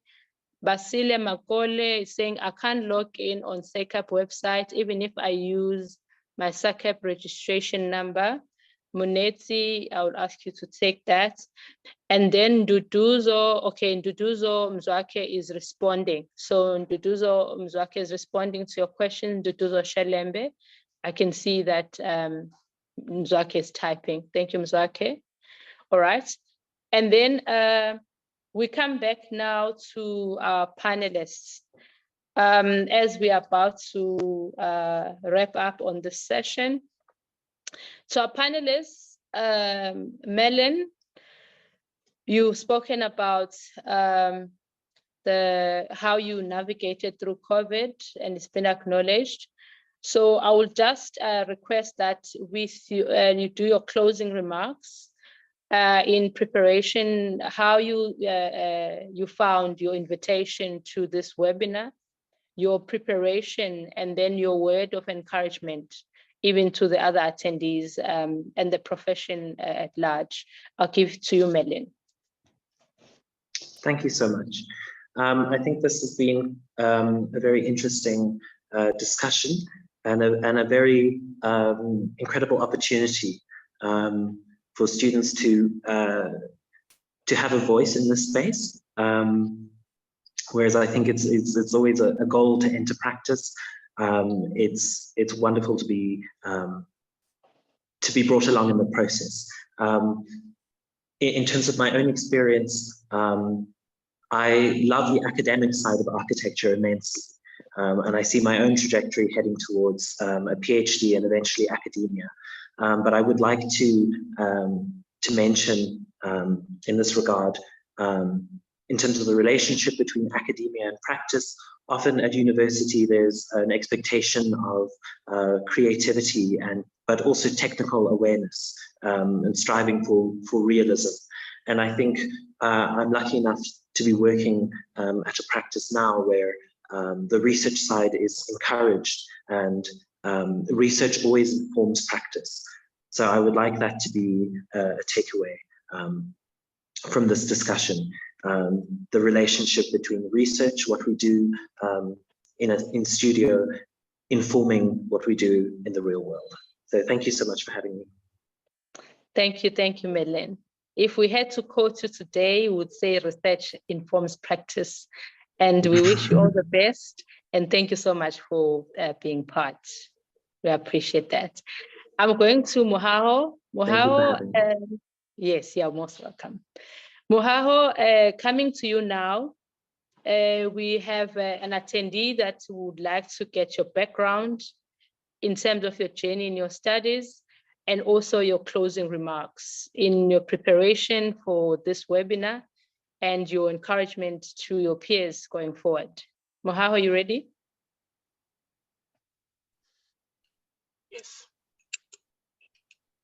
To answer that question, myself, I've had the longest journey trying to get my undergraduate degree. It took me 7 years to get this 4-year degree, but if there's anything within that period, reconsider everything and think of who I wanted to be in this field and the type of work that I'd like to produce. So this is actually what led me to actually say, you know what, even after getting that undergraduate degree, go back to school and at least go to an institution that will allow you to think differently, which is what led me to the advice that I got, and this is the advice that I give anyone else.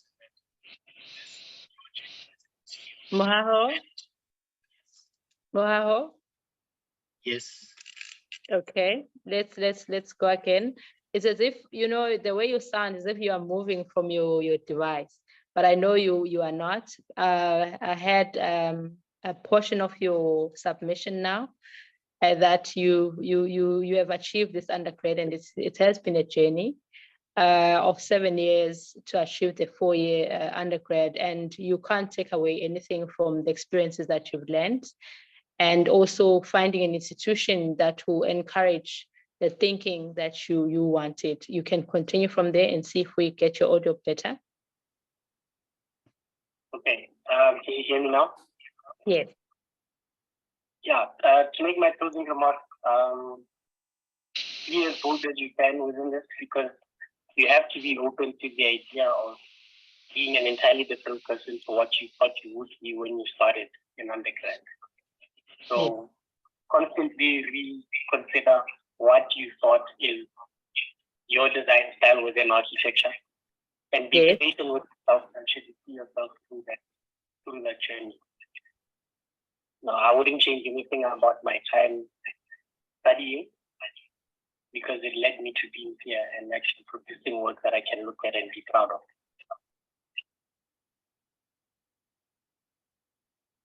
Thank you, Mohao. And then I have a final request from you, that your closing remarks, any other panelists, if they wish to do that, you can even post it on the chat, because your audio keeps breaking, but we had part of it. But if you post it on the chat, I will appreciate that.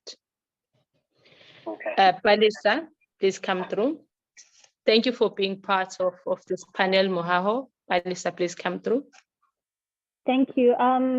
If I remember the question well, was it to share about my journey as well as closing remarks? Is that correct? Yes, if you can please share your journey, and also in your closing remarks, your preparation being here, and what you take away from this engagement, and also your encouragement to the peers.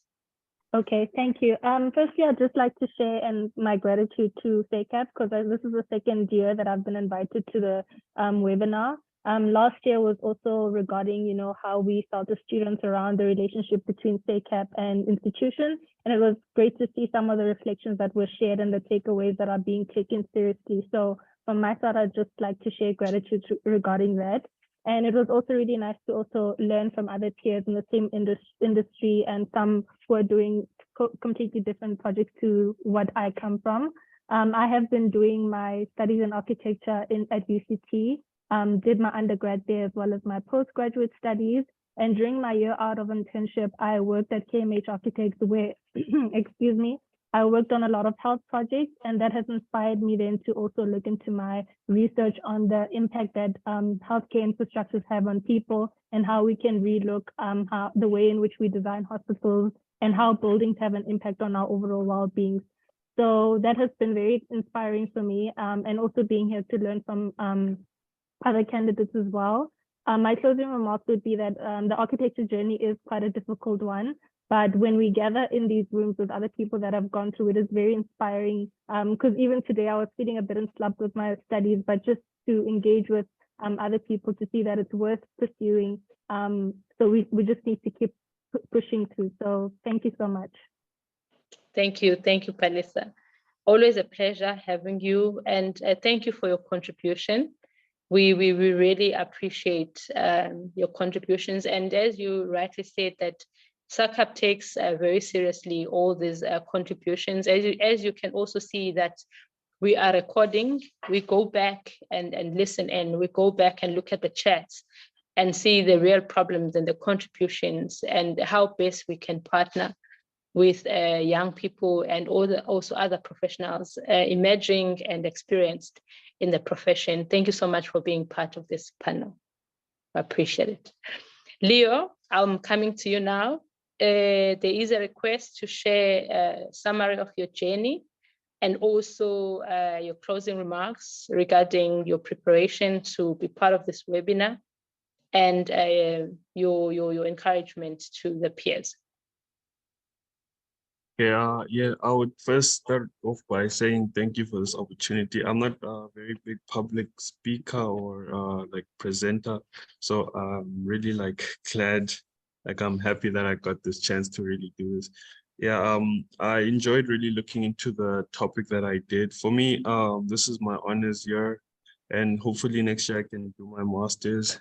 And then I believe that good architecture really improves lives. So even with the topic I did, it shows where the space architecture has in our community and our society as a whole.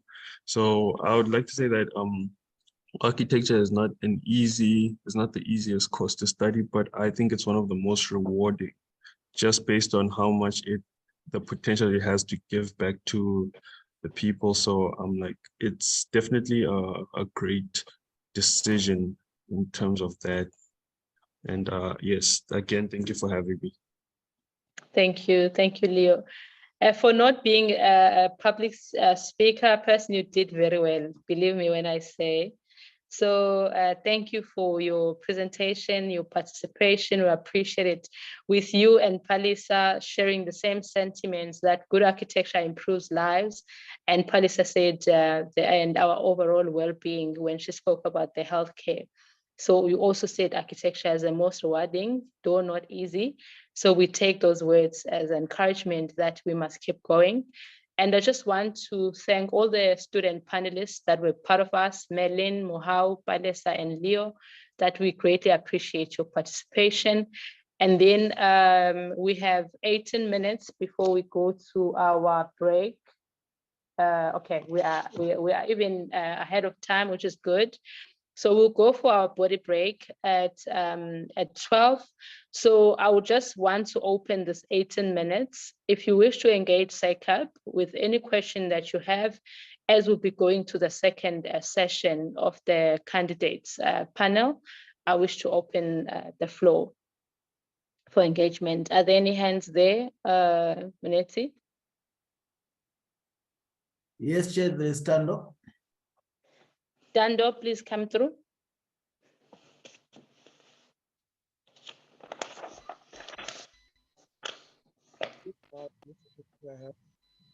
Okay, your audio is low. Please try again.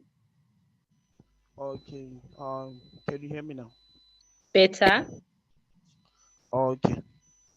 Yes, I'm registered as a candidate. And I've just wrote my PPE.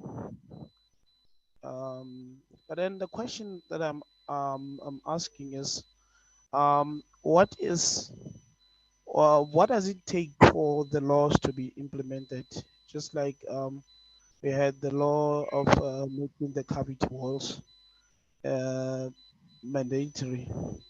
So our students the law of when we design buildings, there is a new law that have been amended. I think it was this year, 1st of January. Yes. Yeah, where we were being introduced to making walls through by using the cavity walls. Okay. Like our local municipalities, they've been forcing that to come into existence. But then there being a challenge regarding to our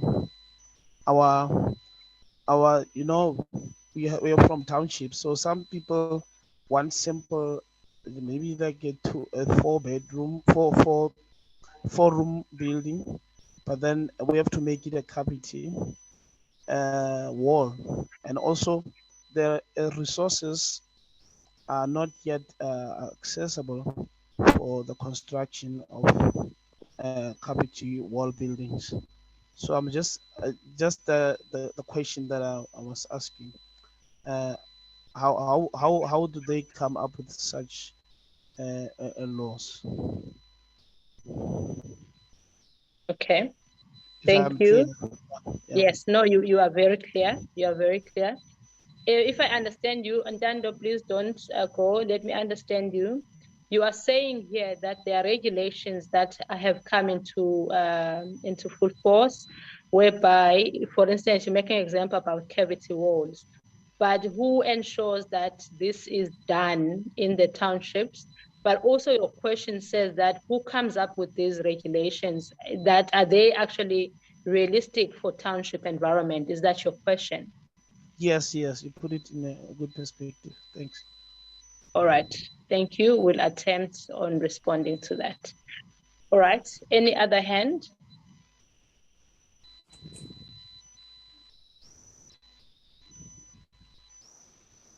Hello.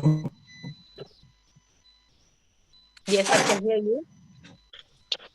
Yes, I'm Nsika Olifant here. I'm a graduate of the National Diploma Program at UJ. And I'm currently not registered as a candidate at SACAP. So I just want to understand. I haven't been able to register because I haven't found permanent employment. So I've been working freelance jobs here and there. And I just want to understand, if I do register as a candidate, do I have to submit my monthly reports consecutively for 12 months, or can it be spaced out maybe for a period of 4 months and then another 4 months separate from that? And my follow-up question is, what am I eligible to do once I have become a candidate exactly? So, yeah. Those are the two questions. Okay. Thank you, Ntsika, and thank you for asking that question. Is very relevant. You are saying that you are currently unemployed, you have work here and there. How do you keep up with being consistent with your monthly records? And then also, you also asking about what are you eligible to do when you're a candidate? Because we know with the new code of conduct before, candidates could operate, but with the code of conduct, you can't do certain work or engage in a certain way in doing architectural work. So those questions will be answered. So those are your questions, am I correct? Yes, that's correct. Okay, that's fine. We will respond to that. Thank you. Right. All right, thank you. Registrar, are we ready to respond whilst we're looking at other questions? Okay, I think the first question really has to do with the national building regulations, and that is a legislation which was promulgated many years ago, and there was an attempt to review it, but that has not been finalized. So that is a legislation which is under the Department of DTI, Trade and Industrial Competition. So they are the one responsible for promulgating that law, but also there's standards that are produced by the SABS, your Sunstone 400 that are developed regularly, and those then you have to comply with. Look, I think all the building regulations apply countrywide.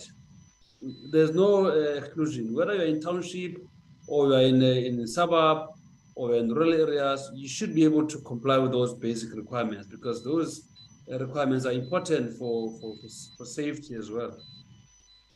So yeah, that's my answer, Chairperson. All right. Thank you for that answer. And then the second one, that was about regulations. Then we go to Ntsika's questions. I don't know who will respond to this one. Ntsika is asking that if his candidate, or not, is not a candidate yet, would like to be a candidate, but if he's unemployed, he has temporal works, how does he submit his monthly training records consistently? Okay, Kimberly will handle that question. Thanks, Registrar. Thanks, Chair. Yes, to answer that question, please will you contact me? My email is there in the chat group. We do have a list of mentors that we can try and actually place you with so that you can have the necessary work and mentorship that you require. If I can answer your other questions, and then obviously that way you can register with SOCAP, sorry, just to finish off as a candidate there. So during your candidacy period, you've got 2 to 3 years to complete your MTRs. So according to our SACAP 10 competencies, you will be mentored accordingly, and that will be the work that you will be required to actually complete so that you can complete your MTRs and you upload that to our SACAP system. Your mentor will sign that off, and after signing off and completing 400 credits, you'll be able to write the professional practice examination. I hope I summed up everything that you asked there. Thank you, Kimberly. Just to also add that after completion of the candidacy program and the examinations, only then you are allowed to practice architecture, Ziga. As a candidate, you are not allowed to open your own practice. As a candidate, also, you cannot do work without supervision of a mentor. So I hope that clarifies. But in terms of the work that you can do, whatever the mentor allows you to do under supervision, you can actually do that type of work, but not independently. I hope that answers your questions, Tsiga. And then also with Ndando, regarding the regulations, we always encourage participation in the boards. SABS also have got committees and boards. So as people in the profession, from the townships, from the rural areas, we have a responsibility to represent our constituency, and people that come from our regions by participating in the committees of SABS, whereby if we believe that some regulations are unfair for townships or there's a justification that needs to be considered, as the registrar said that there was a review done, but if there are not enough people to support a certain opinion, then those who are sitting around the table will make decisions for you. That is also what I would like to bring forward. Thank you. Do we have any other hands? Or let me go to the question and answers. All right. We've got a question here from Penyo asking, is it possible to get emails of the panelists for future networking and possible mentorship? Dogozo, what is your view on that?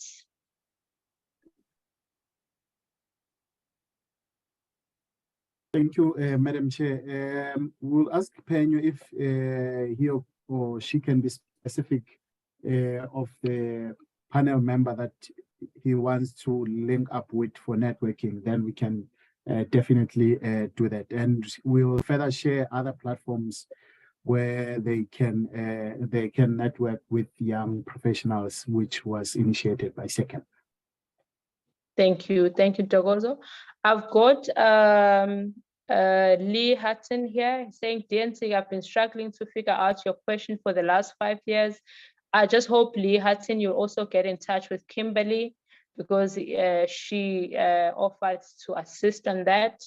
And then Doreen Zimba say, can international students apply for bursary at SECAP? If not, share if there are any other funding options for non-South African students to register.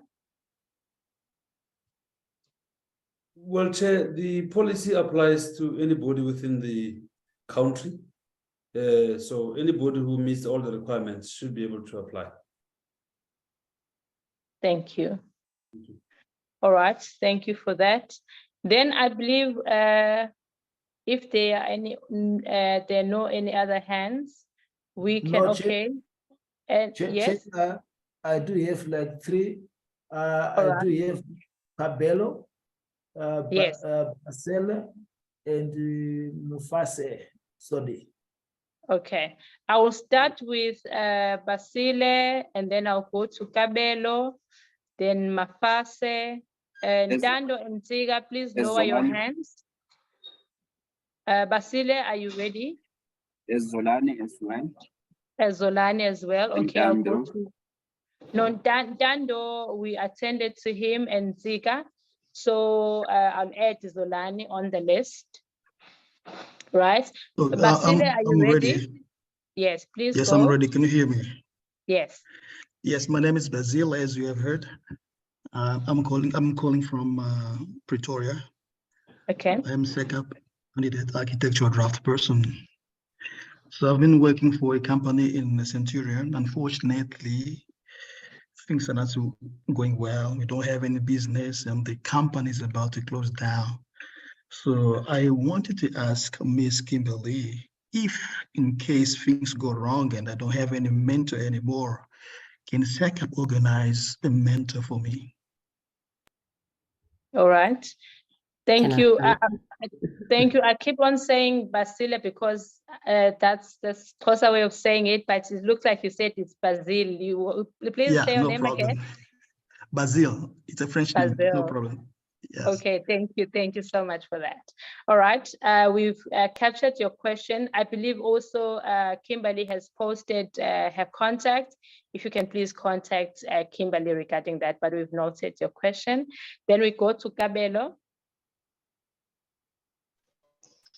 Hi, can everybody hear me?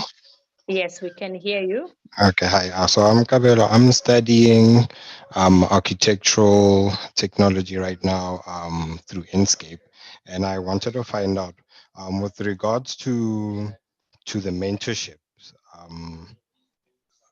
Do we also need to be part of the whole registration process?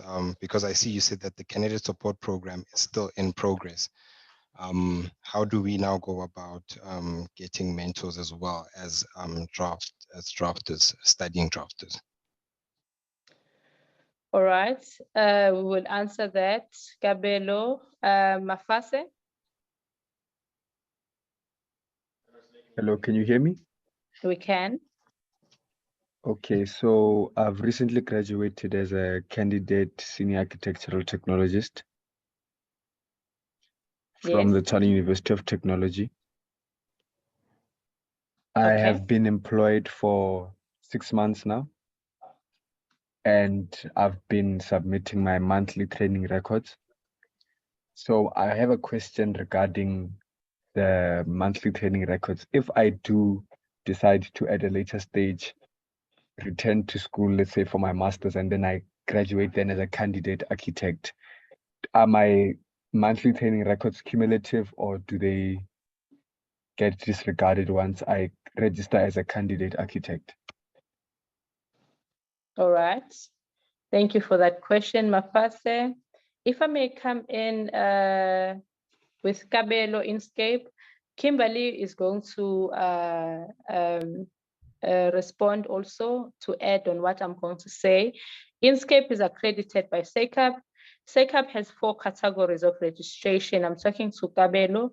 It's draftspersons, it's architectural draftspersons, architectural technologists, architectural senior technologists, architectural professional architect, professional draftsperson, professional technologist, professional senior technologist, and professional architect. Therefore, once you complete your studies, you can then apply at SECAP to be a candidate based on your qualification. Your qualification will determine which category you'll fall under. And once you've registered, that is ongoing, Kabelo. It's not related to the candidacy support program we're talking about. Candidacy program at SECAP is ongoing, has been there for years. So once you complete your studies, contact SECAP. The SECAP will guide you which category you fall under, and you start your candidacy. Once you complete, as it has been said, 2 to 3 years, then you write your PP exam and you become a professional. That is how the process works. So there's no reason to wait. The candidacy program has always been there at SECAP. It's just the support programs that we were referring to. Kimberly, if you can please come in, if there's anything I left for Kabelo, and then Mafase talking about candidacy as a senior architectural technologist and going back to finish off studies. Please come in there. Thank you, Chair. Just to round off with Kabelo, Inscape does have a process where they also place their graduates with architectural firms. However, if they aren't able to place you, you can still contact us and we will also try and help you just to be placed with a mentor. And then for the last question there, if you do decide to go back and complete your masters and you were doing your candidacy and your MTRs, those won't be disregarded. So you just notify us and say that you are going back to complete your studies, just so that we don't hold you to the 2-3 years. Notify us, say that you're going back and you'll complete your MTRs once you graduate as with your masters. I hope I've covered everything. Thank you. I just have a question. It's just back to those. Am I able to submit MTRs during my studies? Yes. If you want to continue while you study, you're more than welcome to do that. Okay. Thank you. Thank you. Thank you so much, Kimberly. Mafase sorted. Enlo? Yes, thank you so much. I had a question after I heard that there's a lack of mentors, and the question was, I think with a lack of mentors, there's more chance of having a situation where students face abuse, because now they have the upper hand, the companies and so on. How does SACAP deal with situations of students being not paid, having to work much longer than was agreed upon, and all kinds of other abuse? How, because I can imagine that is a big issue if there's a lack of mentors. How does SACAP deal with that? How do you guys help out new students? Because the last thing we want is new architects to be burnt out and absolutely hate the job. I mean, it's a wonderful profession. And that was a question that I've had now. All right. Thank you for that. Just to answer that question, registrar can come in if there's a need. We have a labor law that once you enter employment between employee and employer, there must be a fair practice. If you feel that your employee is abusive in any way or unjust, you can report them to the law enforcement, either labor law, and that can be addressed. And then also secondly, the professionals within SACAP are guided by the code of conduct. And if you feel that a professional is treating you unfairly, you are able to report that to SACAP. So our members are governed by the code of conduct. So there is no room for really abuse. If you allow it to happen, maybe you didn't know of SACAP, because SACAP ensures that professionals abide with the code of conduct and do not bring the profession to disrepute by a certain unacceptable behavior. I don't know if that answers that, Enlo. Yeah, I had an extra question concerning what if this new architect starts to work and they have these I don't know, kind of abuse happening. Do they need how do they now submit this? Do they have to have recordings of it, or how does it work for them practically to submit or have a complaint? Yes, if this happens, you contact SACAP. SACAP has a process that will guide the complainant, whereby that will be investigated further, affidavits and so on. But there is a process in place and SACAP can guide the complainant. Okay, thank you so much. Thank you, Enlo. Your questions were relevant. And Bezel, are you back? I saw a hand.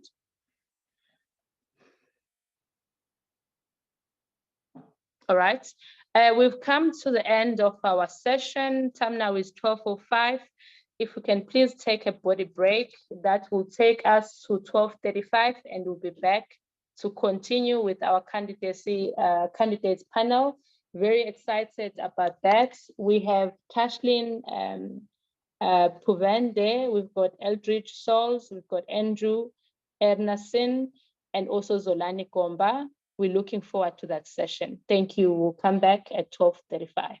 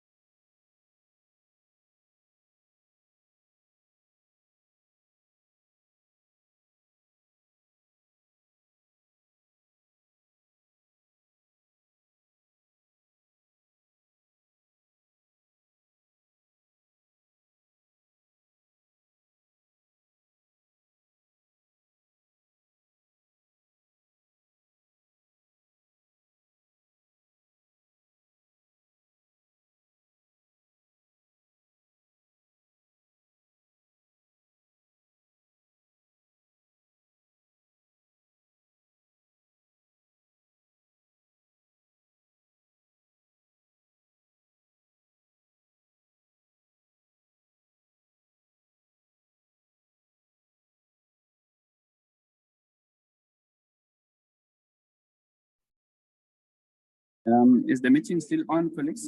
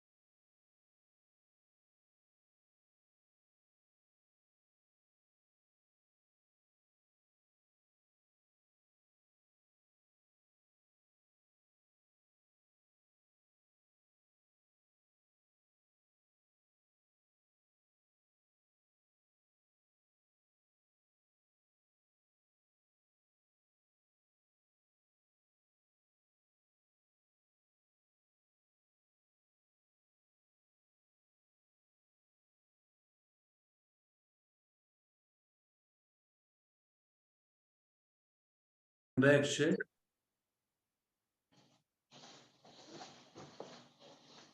All right.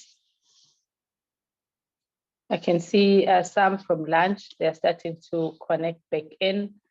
We are now coming back to our next exciting panel as well, the candidates panel. And allow me to introduce our discussion topics that we will be having in this session. The first one is differences between learning-based and practice-bases, positive and negative. And the second one is behavioral design for healthy homes, strategies for creating positive habits and enhancing wellness. In this panel, I have Tashlin Puvan, I have Eldridge Souls, I have Andrew Emerson, I have Zolani Komba, and my panelists will please excuse me and pardon me if I didn't pronounce your name well. You'll have your opportunity to introduce yourself and pronounce your name well. Therefore, I then invite our panelists to introduce themselves, where you're from, and you can give a summary of your background in the profession. I will start with Tashlin. Tashlin, are you ready? Yes, I am. Hi, how are you doing? We're good, we're good. Good to see you. That's good. I'm Tashlin Puvan, I'm from Durban. I did my BTech at DUT. All right. Finished in 2018. I finished my BTech. Obviously, COVID came, so we couldn't get a job to start the candidate process. And then I got a job in 2021 and I wrote in May. I wrote my professional practice exam in May. So yeah, hopefully all is good. All right, thank you so much. I am also in Durban, so it's good to see you, homie. I will say that. So that's good. You know, with these virtual platforms, we don't know where we are, but it's good to see you. 100%. And then welcome to this panel. Thank you so much, Tashlin. Eldridge, please greet us and introduce yourself. Good afternoon to everyone. Good afternoon. Hi, my name is Eldridge Souls. I currently preside in the Eastern Cape in a friendly city, Port Elizabeth, Utne Kariga. Where do I start? I'm a principal of an architectural firm here locally. I'm practicing architecture since standard 8 that you guys know now is grade 10. So I'm not a young guy anymore. But what I can say is that I had to evolve with time. I could draw plans without the SACAP involved, and then SACAP came in effect. And then we could all have the opportunity to register in your categories, which I've done. And then I start seeing the new development of SACAP, keeping tabs on them, what's coming for the future. And then I realized I need to up my game, because otherwise I won't be a provider for my family because of the challenges that the industry start throwing at you. So I worked for a company, VW South Africa. I was a project engineer there. And then I left the company in 2005 and went into private practice. And then I went further to finish my education in architecture at a very old age. I finished my degree and my master's degree at NMMU, then now NMU. I also finished my master's in the COVID period. Yes, it was challenging, but it's over and done now with. The fortunate thing for me was I didn't have to do the candidacy thing because of being a practicing person. So SACAP granted me that to say that, well, you're just going to do a normal upgrade. So I also finalized my PP exam the last May that passed now. So we're waiting our results. From there, I will upgrade immediately to a professional architect. So yeah, that's me in a nutshell. I will talk on the topic later on between learning and practice. And yes, I've got very insightful things to share with the young youth of today. Thank you. Thank you. Thank you, Eldridge. We are glad to have you on the panel, and especially about going back and finishing your studies. That excites me already. So thank you for that. Andrew, please greet us and teach me how to pronounce your surname. I keep missing your surname. No, Please it's fine. greet us and introduce yourself. Good afternoon. It's actually Einathan. It is a very difficult one. Einathan, you say? Yes, Einathan. Great. I kept Yes. on missing it. Okay, I'm excited about that. Yes, It's okay, fine. you are welcome. Please introduce yourself. Good afternoon, everyone. My name is Andrew Einathan. I have 8 years of experience in the architectural industry, of which I've spent time working on additions, all the way to high-end residential buildings. I'm currently working for Pure Object Architects in Cape Town as a candidate architectural draftsperson. And yeah, thank you for giving me the opportunity to be here. Thank you, Andrew. And there was no chance to see your face, is it? I think my internet is a little bad right now. No, it's fine. It's fine then. We'll just Google you, so that's okay. Okay. Yeah. All right, so you're most welcome in this panel. And then we move on to Zolani Gomba. Zolani, please greet us and introduce yourself. Thank you, Chair, and good day, colleagues. Just to check, is my audio clear? Yes, very clear.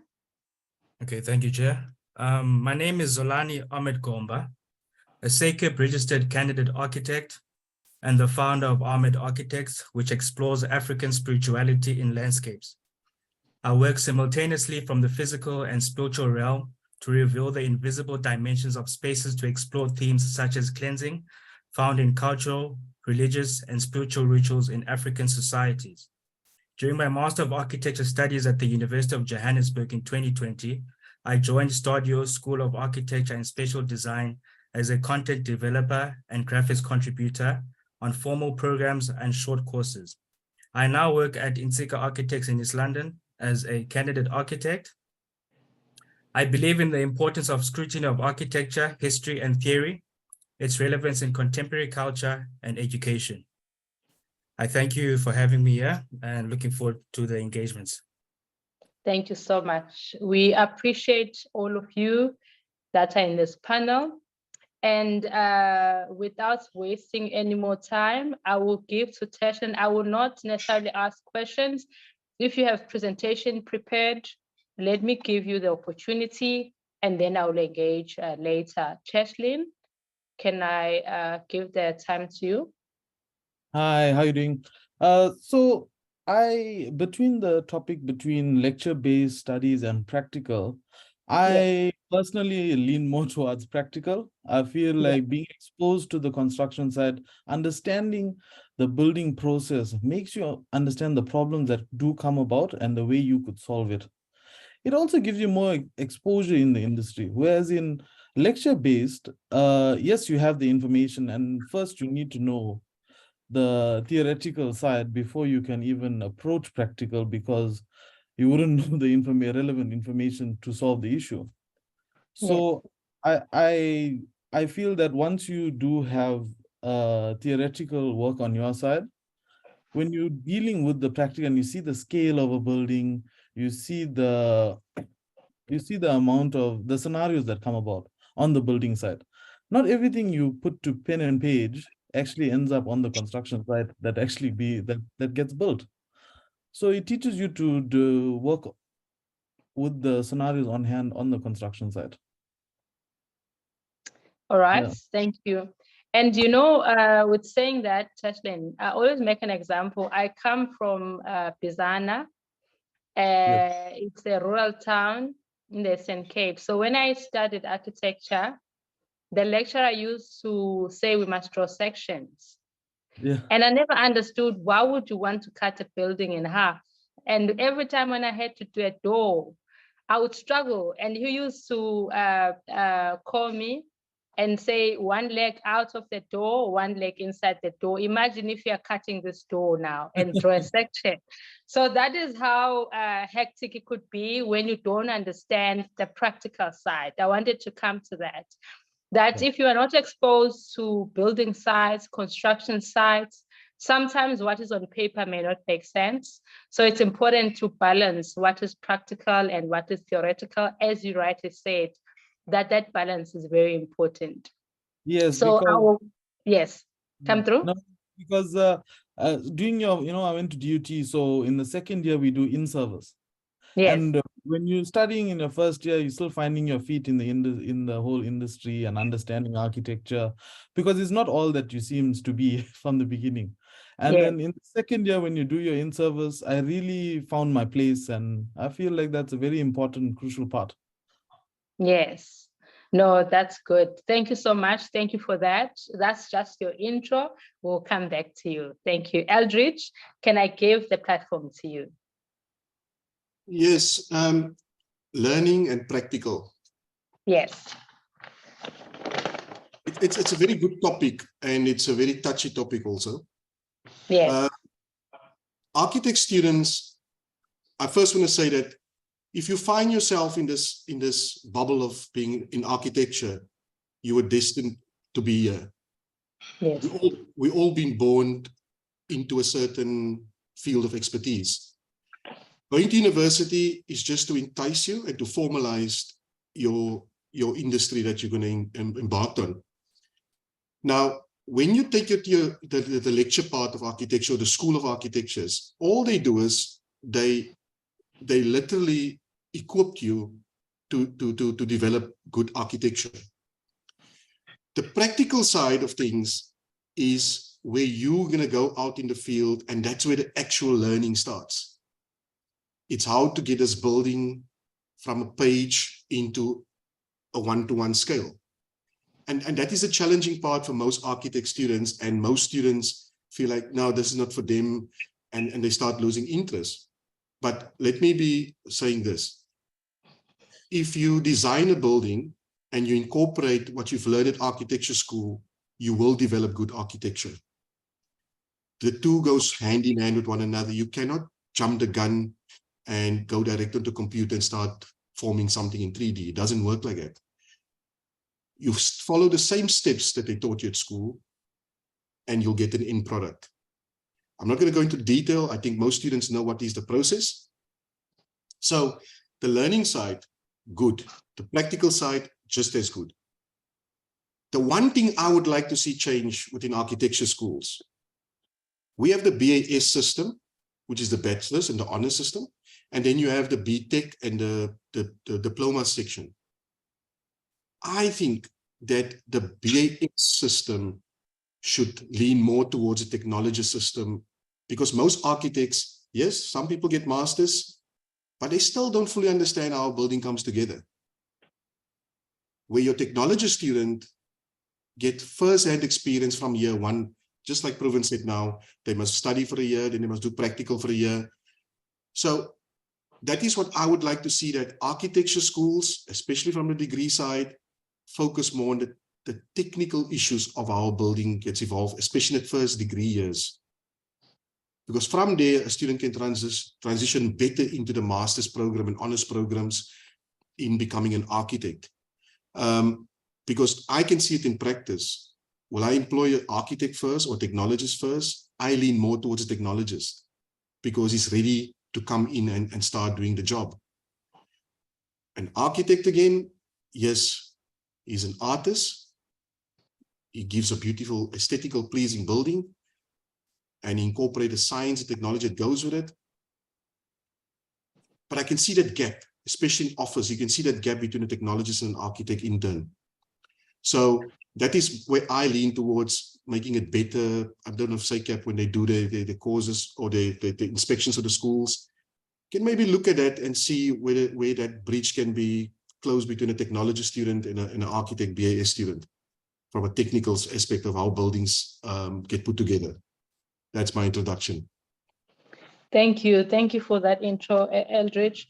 You know, I must also congratulate you that you managed to move from your basic employment, where it was more drafting, then project management, and then you managed to study further and achieve your master's. Because I tell you now, bridging that gap has been a struggle for many, because institutions at times, they don't acknowledge diplomas when you transition to university degrees, but that you have managed to actually do it. You said in your old age, I just want to applaud and say well done on that. And also with you, I'm sure it's been very fruitful because you couple it with experience in the profession. So well done on that. So we take your intro, submission, and then we move on to Andrew. Andrew? Hi, I think my fellow panelists have said it perfectly, that you need both a learning and practical base in order to ensure success in the industry. And the best way to achieve a balance between the two is to pursue a combination of education and hands-on experience. Learning base can be used to address negative aspects of practical base hands-on experience.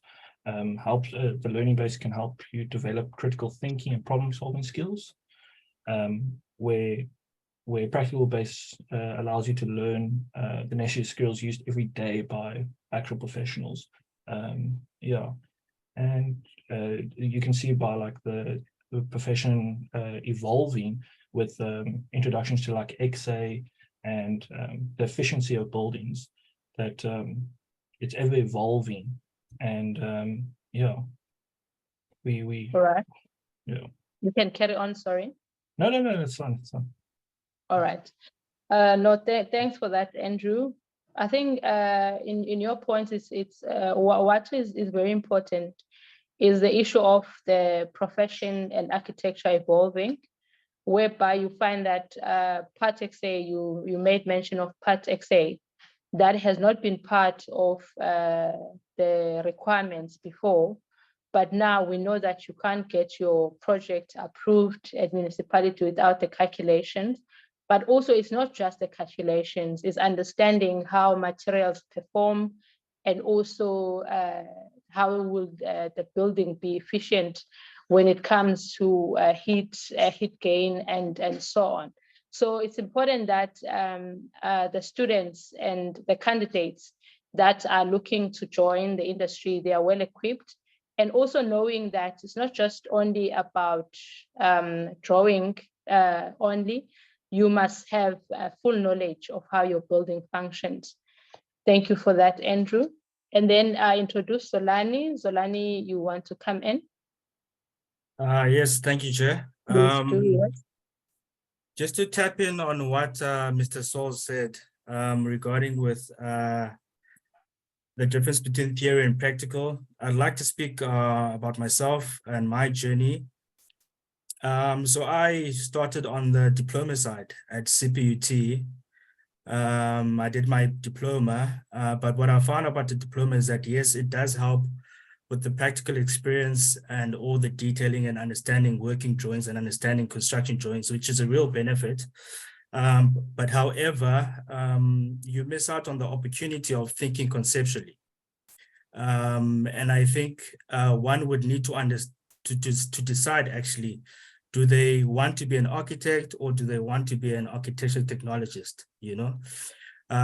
Whereas if you want to be an architect, you have to obviously work your way up to get to master's level, of which that is what I did.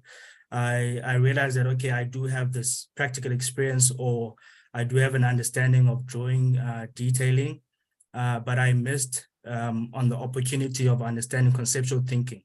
And then I decided to go to a university, which is University of Johannesburg. In 2018, I did my BTech. Then after doing my BTech, I saw the opportunity at UJ, where they have a graduate school of architecture program, where basically they allow you to explore who you are, you know, and understand yourself through architecture. And I think that was a great opportunity for me, you know, because I was able to come out of the box that I was in. Because personally speaking, in undergrad level, I couldn't relate to architecture, you know. I could do the work. I could draw well, but I couldn't relate, you know. And I think that's what we need to understand and look at, is that, do you actually relate to architecture? And if not, how do you go about working your way up in order for you to relate to architecture and find your position, you know. So there are pros and cons between the technical side of things or the conceptual side of things. So yes, I think we do just need to understand ourselves within the architecture profession and where we're going. Do you want to be an architect, a designer, or do you want to be an architecture technologist who just focuses on the technical side of things? Thank you. Thank you for that, Zolani, especially your mention of the opportunity to think conceptually, because we know that architectural technology evolves, and it's important to understand the construction of buildings and construction technology, but also to form that concept, because we have a history whereby we've got 6 work stages in architecture, and we've got a crop of people or professionals that focus on stage 1 to 3, and the other crop focuses on stage 4 to 6, not at times by choice, but by design, you understand, of our education, whereby our education will either put you on stage 4 to 6 or will put you from stage 1 to 3. And we know the gaps and inequalities that to a certain extent have caused that. And by advancing our education at times, we are bridging those gaps that were caused by those inequalities. So now coming back to you, Teshlin, to say if a candidate that is just graduated, registered, how do they craft their career in architecture, and how far can you go? You know, in terms of your journey, how far are you able to go when you enter the architectural profession? So the good part about SACAP, I guess, is that there's that recognition of prior learning. So even though yes. I'm at a senior level, senior architect technologist, you can see that there is room for growth. You can go back, you can study, you can even submit your reports in for you to go and grow in the industry while you are working. And that's a very big thing, because at the end of the day, now when you're looking at how it limits you to the certain projects that you can handle, it really hurts when you can, it's so hard to get a job. So even if you do get a big job, you can't even take it on unless you're a professional architect. Yes. Yeah. All right. Thank you. You spoke about the RPL and also the project complexities that are presented in the IDOW, that now with the IDOW in full force, it then are able to say which work is set out for certain categories, and certain people will feel justified or prejudiced by being able to do certain type of work. But the regulations help, but also the process that is in place, that even if you start as a drafts person, even if you started as a technologist or senior technologist, if you haven't had the opportunity to maybe study in the conventional way, but you've got the experience and competency to show for it, you are able to climb to the higher categories. So that is what I hear in what you're saying. Is that correct? Yes, and it also gives you the opportunity as the youth to also find your place. Yes. Not every architect can go from designing houses to stadiums. You have to find your place in that you love to design and what you enjoy. So that also affects your studies. So where do you want to be? What type of category are you willing to go up to? I know later on I would love to be a professional architect. So it just right now we need to work. Yes. We can carry on. But yeah, thank you. Thank you so much, Tishan. Eldridge, coming to you with your experience and now having achieved a master's, what has been your experience in terms of work stages and the opportunities to access those type of projects from the category you've been and the category that you are going for now? Have your background or education limited you in terms of the access to projects that you can actually have.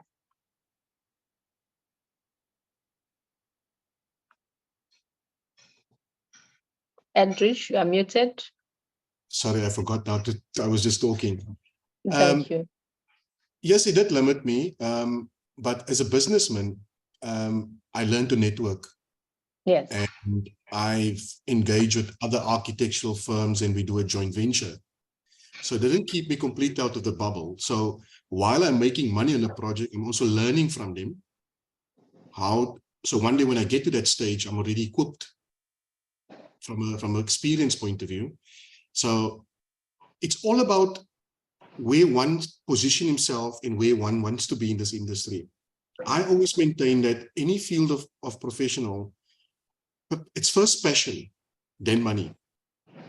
Because what money comes automatically if you have passion for something. So when you deal with these new categories and what work you can do, don't get despondent about it. I'm speaking directly now to the students and those in lower categories. Don't get despondent about it. It's about how you place yourself in the market with your skill that you have. Yes, it's true. Sometimes you don't have the necessary qualifications, but you have the skill sets. So sell the skill that you have. Whether you're going to sell your skill to an existing architectural firm and get paid on not a percentage, but a fee for what you're going to do as part of that project, do it. There's nothing wrong with it.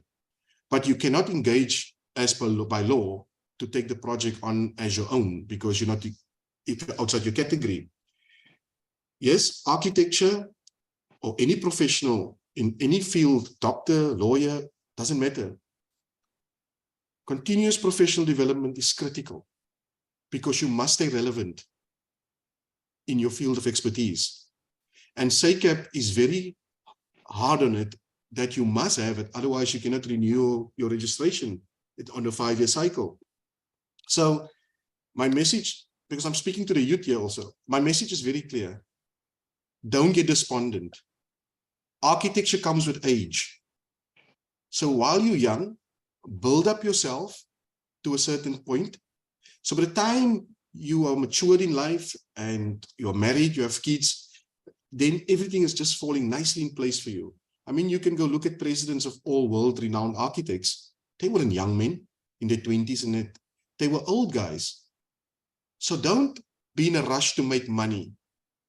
Be conscious about identifying yourself and place yourself in that where you want to be as an architect or a professional in the built environment.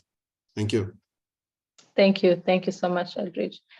And what is important here is about being equipped for the next level that you want to be in. You spoke about joint ventures and networking.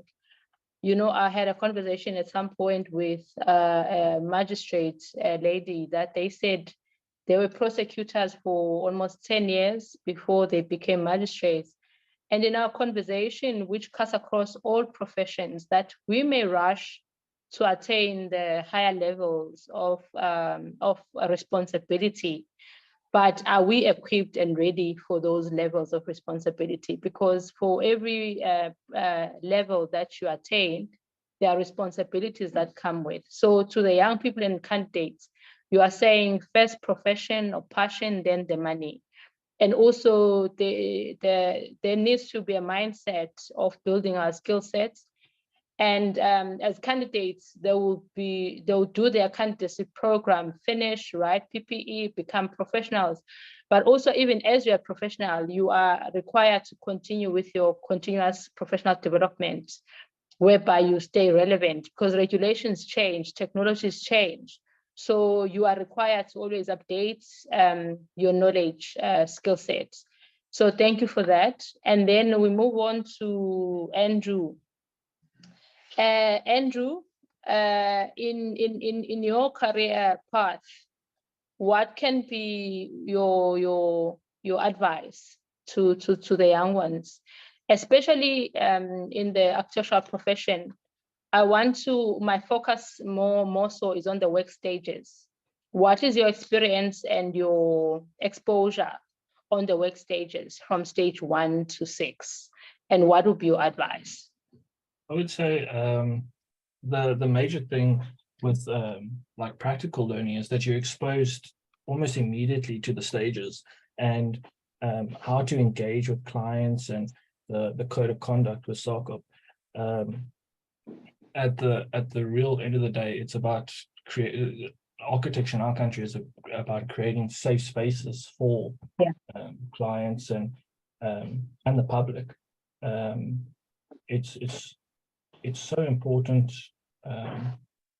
that the practical part and the stages are implemented even in the learning basis, and that's why I think SACOP you've started with CPD courses that are free on Facebook and stuff like that for everyone to be part of, so that they can learn about these stages early on. Yes, thank you for that, Andrew. Bring you in, Zolani. We're talking about work experiences. I know that you have elaborated on how far you've gone until you joined. Are you with Insiga at the moment? But your approach, as you rightly said, that your interest has been, as much as you did your diploma, CPUT, and then now in the space where you can think conceptually, what has been your experience also with the exposure and access to that type of work? Because we're speaking about the learning and the practical basis of in this particular engagement. But what has been your experience, especially that I have narrated that within the work stages, you've got certain opportunities to work on stage 1 to 3 and on working from stage 4 to 6, at times not by choice, but by design. So can you speak to that, into what has been your experience and also your excitement in being able to work on the conceptualization of projects? Thank you, Chair. So I'll start basically on just elaborating on what has been said. Yes, according to certain companies or according to the SACEP law, you are supposed to get work or do work that is within your category, right? Yes. And so I did my in-service training in Cape Town, where I was really exposed to drawing, to assisting a lot with office administration, going to site and so on. And then when I came back from doing my my diploma, I worked for another year, where I was a candidate architecture technologist, of which I also worked in between my studies when I went back to school, where obviously there I basically worked on just like construction, drawings, working drawings. I'd go to sites now and then, you know. And I think the reason why I took the decision that I took was that, okay, I do need to learn about the conceptual side, but I didn't like the fact that I couldn't work from stages 1 to 6, you know, which now as I have my master's, I'm able to do that, you know, as a candidate architect, you know. At the moment, I do have projects that I'm running, you know, with the assistance from my mentor, but I've been given room to actually design, to actually coordinate consultants, to actually chair meetings as well, to go to site, you know, all the duties that a professional architect does basically. So I'm able to say, okay, this is my position, you know, and with that, I'm also gaining confidence with who I am as well within the profession, you know. I think one of the things that was said here, the words was passion, position, knowing where you're going and working towards that, you know. I think architecture is very personal, you know. This is a very, very personal career. And if you're not open to understanding who you are within architecture, then it becomes a problem for you in the long run, because that passion goes away, So the minute you have a passion and you understand your position, you're able to fight through all the tribulations in your journey, and to get to where you want to be. And in terms of concepts, at the moment, it's so great to actually be able to take what you learned from school, the whole process of sitting down, stage one initiation, and then doing the conceptual side of things, and being able to form a dialogue within the office with the employees, and discuss design and discuss certain things, and ask, does this work?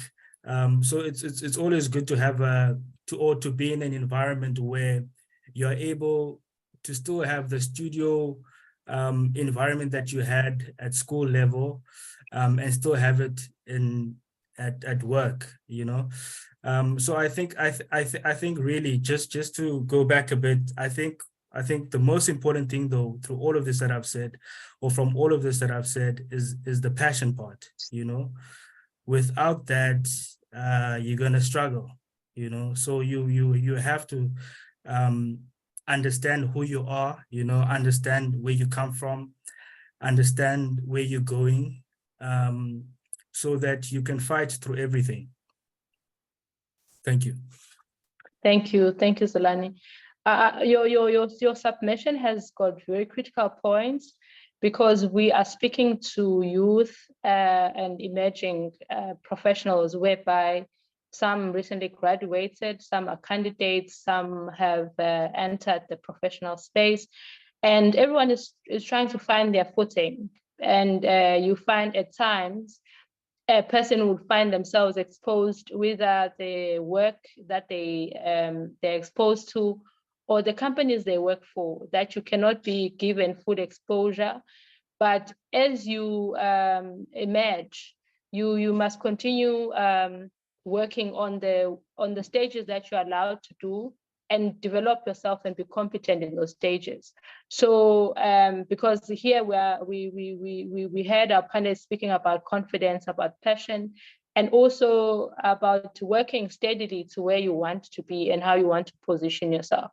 So I'm going to be going to the second part of the question, which speaks about behavioral design for healthy homes. And then before I do that, I will bring in our Councillor Sabi to engage also on this particular panel. And she will engage as an architectural professional herself, but also engage with our panelists. Are you there, Ms. Sabi?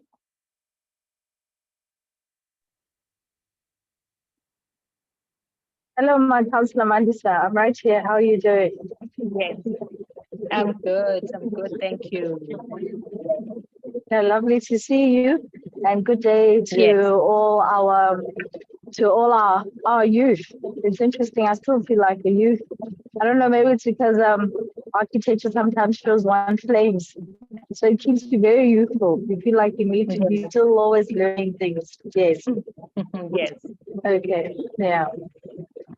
Okay. Well, thanks, Councillor Mandisa.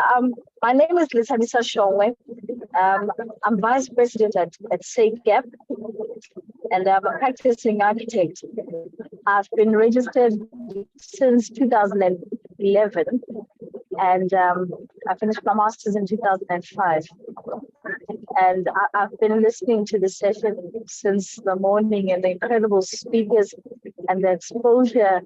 And I think particularly what I was loving to hear was some of those candidates that decided that, to advance myself and my profession. I need to go to school in order to Okay, line. we are Yeah. cutting a bit. And yes. Kamakatla, Okay. Okay. let's try That's again. fine. If I'm cutting, we will pick up. We'll pick up again. Okay. We'll pick up again a little later if I'm cutting. It's okay. Okay. Carry on. Carry on with your All right. session then. But thank you that you're with us. We wanted to also all right, so we wanted to also acknowledge you that you are with us, so thank you for that. Then we continue with our panelists. That how do you ensure that your design gives us a healthy home? So I just want us to go to that particular discussion topic. And also it speaks about strategies for creating positive habits and enhancing wellness. I know that as Zolani, your approach is about spirituality and wholeness. So let me start with you there. And then from there, I'll go to also other panelists. Thank you. Okay, thank you, Chairperson. I'm going to share my screen. I have compiled a presentation for us, just to give us context.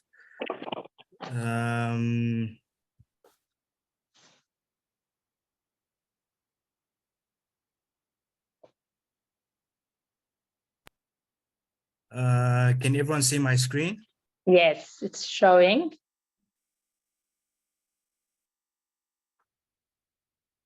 Okay. Thank you. I'm starting now. Yes. The topic is behavioral design for healthy homes, strategies for creating positive habits and enhancing wellness. Design is not neutral. It is inherent that it will be influenced by my beliefs, values, and aspirations.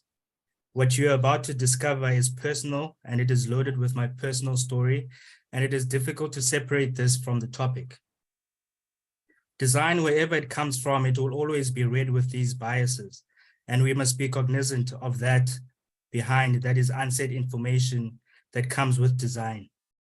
My investigation is to do that so that we can bring them out in the open and encourage a debate. This is my position in design, to further debate about what design can be in response to our African context. I was born in the Xhosa ethnic group, and I strongly believe in my cultural traditional practices. A quote by the late Ntate Credo Mutwa: "Nature is everything, and you are a part of nature." Good day, colleagues. Thank you for joining us today as we explore the fascinating realm of behavioral design for healthy homes. In today's fast-paced world, creating a healthy living environment has become paramount to our overall well-being. Our homes, where we spend a significant portion of our lives, plays a crucial role in shaping our behavior and promoting wellness. By incorporating the principles of behavioral design, we can intentionally create spaces that foster positive habits and enhance our physical, mental, and emotional health. Moreover, by infusing African spirituality and African eco-theology into this approach, we can draw inspirations from traditional wisdom and a deep connection with nature, enriching the concept of healthy homes. The sequence of the presentation is structured as follows: understanding behavioral design elements of healthy homes. 2, African spirituality and healthy homes. 3, African eco-theology and healthy homes. 4, the impact of behavioral design, African spirituality, and African eco-theology. And then 5, our conclusion. Understanding behavioral design. To begin, let's establish a foundation by understanding behavioral design. Behavioral design is a discipline that leverages psychology, design, and environmental factors to influence human behavior positively. By employing choice architecture and behavior triggers, we can create environments that nudge individuals toward desired actions and habits. In the context of healthy homes, behavioral design plays a crucial role in shaping our daily routines and supporting our well-being. Elements of healthy homes: natural lighting and ventilation. Maximizing natural light and airflow in our homes positively impacts our mood, sleeping patterns, and overall health. By incorporating large windows, skylights, and well-ventilated spaces, we create a connection with the outside world and harness the power of sunlight and fresh air. Biophilic design. Biophilic design integrates nature into the built environment, tapping into our innate connection with the natural world. By including elements such as indoor plants, green walls, natural materials, and access to outdoor spaces, we can reduce stress levels, improve cognitive function, and inspire a sense of tranquility. Ergonomics and movement. Promoting movement and physical activity within our homes is crucial for maintaining a healthy lifestyle. Incorporating ergonomic furniture, standing desks, exercise areas, and indoor gardens encourages regular movement, reduces dormant behavior, and fosters a sense of vitality. We move on to our second heading, African spirituality and healthy homes. African spirituality is deeply rooted in a harmonious relationship with nature and the interconnectedness of all living beings. By infusing African spiritual practices into the design of our homes, we can create an environment that nurtures both our physical and spiritual well-being. Sacred spaces. Designating a specific area within the home as a sacred space aligns with African spirituality, where rituals, meditation, and reflection take place. This space can be adorned with natural elements, symbolic artifacts, and colors associated with African spirituality, or from a respective ethnic group, creating an atmosphere of reverence and tranquility. Ancestral connection. Acknowledging and honoring our ancestors is a vital aspect of African spirituality. Incorporating ancestral altars and shrines within our homes allows us to maintain a connection with our lineage and draw strength from the wisdom and guidance of those who came before us. Rituals and ceremonies. African spirituality emphasizes the significance of rituals and ceremonies, to mark important life events and foster spiritual growth. By incorporating these practices in our homes, we create opportunities for reflection, gratitude, and personal transformation. Number 3, African eco-theology and healthy homes. African eco-theology recognizes the sacredness of nature and the interrelationships between humans and the environment. By incorporating principles of sustainability and environmental stewardship into the design of our homes, we align our living spaces with this holistic worldview. Sustainable materials and energy efficiency. Using locally sourced eco-friendly materials and implementing energy-efficient systems minimizes the environmental impact of our homes. Incorporating traditional African building techniques, such as mud brick construction or thatched roofs, not only promotes sustainability, but preserves cultural heritage. Water conservation. Water scarcity is a pressing concern in many parts of Africa. By integrating water-saving features, rainwater harvesting systems, and drought-resistant landscaping, we can reduce water consumption and contribute to the preservation of this precious resource. Permaculture and food security. African eco-theology emphasizes the importance of sustainable agriculture and food security. Designing homes to include permaculture principles such as edible gardens, composting, and aquaponics systems allows us to cultivate our own food, reconnect with the land, and promote self-sufficiency. Number 4, the impact of behavioral design, African spirituality, and African eco-theology.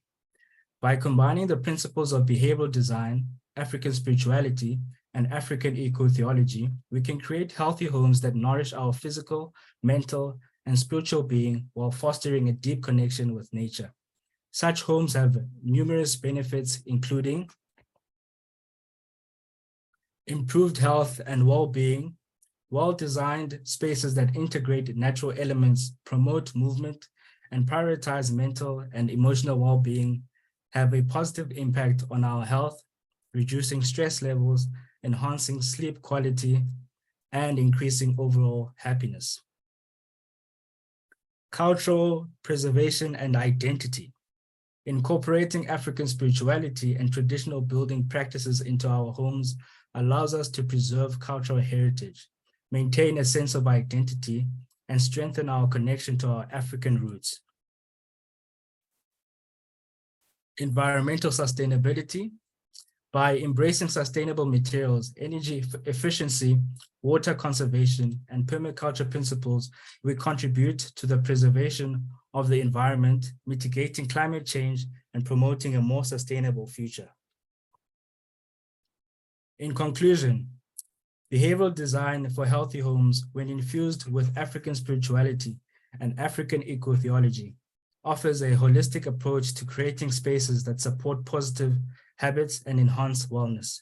By consciously integrating natural elements, promoting movement, acknowledging our ancestors, and embracing sustainable principles, we can design homes that nourish our physical, mental, and spiritual being, while fostering a deep connection with nature and preserving our African cultural heritage. Let us embark on this journey of designing healthy homes that enrich our lives and contribute to a sustainable future for generations to come. Thank you. Thank you, Zolani. Thank you so much for this submission. This submission confirms what is life of architecture, which is sustainability, because architecture without recognizing need for sustainability will not survive. So thank you for the submission, much appreciated. And one thing that I would say about the submission, that it is bold, it is brave. It is also a voice that we are saying to the young people and the candidates and those that are emerging in the profession. SACAP would always provide these platforms, and you must allow your voice to come out. You must allow yourself to be visible, because I know that it was Aldrich that spoke earlier regarding joint ventures, networking, and collaborations. We always speak about communities of professionals as we have voluntary associations and other formations all around the country, that you cannot be isolated. You must always bring your submission. You must always bring your contribution into the profession. And Zolani just did that. So we appreciate that. And I'll go back to other panelists, because at the end of the day, we will then have an interactive session whereby the attendees can interact with the panelists in any topic or subject that has been raised. Then, as I'm going back to the panelists, Tashlin, what is your advice that you wish to extend to the attendees? Mainly, this will be from your life journey in architecture, that if you have a strong subject that you want to talk about to the attendees, especially those that are emerging, those that are still candidates entering the professional space, what would be your contribution to those that are attending, especially those that are young in the profession? Well, in my personal journey, it's been a long one. We took a long route to get our degree and things like that. But the thing is, don't ever give up. it's worthwhile in the end. It's a lot of sacrifice, especially when it came to PPE and things like that, where you have to sacrifice social and all your other bits of your life. So it's not easy. Architecture isn't something that you'll be able to think, hey, I'm gonna pass my thing, I'm gonna get a degree and I'm out after that. It's always developing yourself. So don't just give up at the beginning stages. At the end, I hope I'm still young in this industry, but at the end of it, I think it will be a good feeling when you up the ranks. Thank you. Thank you, Tristan. Eldridge, same question to you, that you've been in this profession for some time.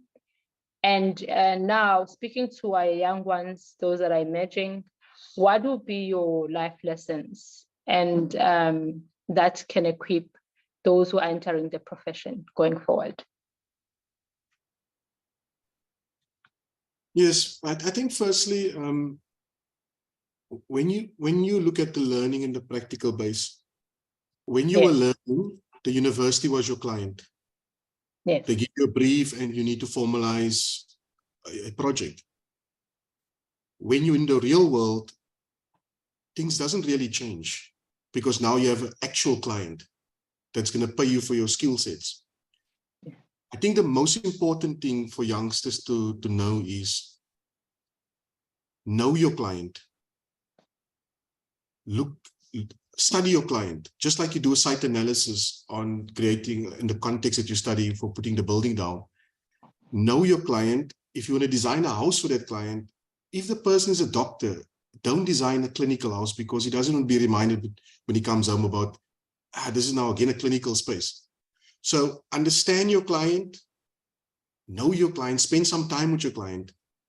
If you're so deeply rooted in your client, you will even ask questions about the kids. What do they like? What do they do? Because these are all constraints and informants that actually bring your architecture to life. From a design point of view and a conceptual point of view, it will make your transition very easy. I'm honest to say it, most of my clients are my friends today.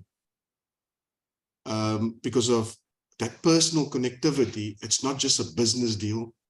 It becomes personal because you're creating a personal habitat for someone to live with a family in, or a building that's gonna, because once you work for a company, it doesn't matter what typology or architectural building you design, become part of that family that you're gonna create that architecture for.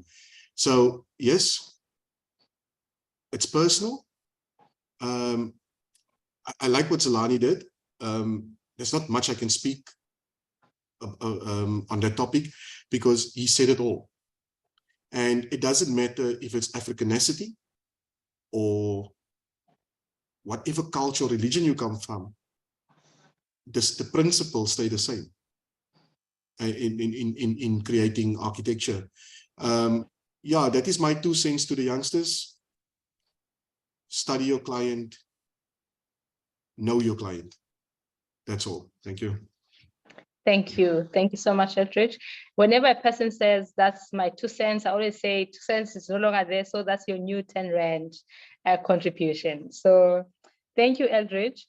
And just by the contributions, I know that in our panel, we have a practical person who always talks about technology and the practicality of work. We've got a businessman who's always focusing to make sure that the client gets value for their money. And then we had Zolani with the academic material. So let's come to you, Andrew. What has been your life lessons and what can you advise the emerging professionals and the candidates in the platform today? I would say very early on in my personal experience, very early on in my candidacy, I had architects around me that are way more experienced than I was, and I've thought that was extremely valuable because I would obviously take what they did and show it would represent in my work. And then I think on a lunch break or something, someone said to me, your architects are more like psychologists than designers, and only recently do I actually see what that means, that we end up spending time in these clients' houses and homes, and you find out who their kids are and how they behave. And it's true, it's you almost get into your client's mind, and in order to show that in your actual design and your product that you, or your service that you are handing out, it's very rewarding, I would say. And yeah, I think at the end of the day, that's what everyone strives to have, is almost like an accomplishment. And yeah, I think that's it. Thank you, Andrew.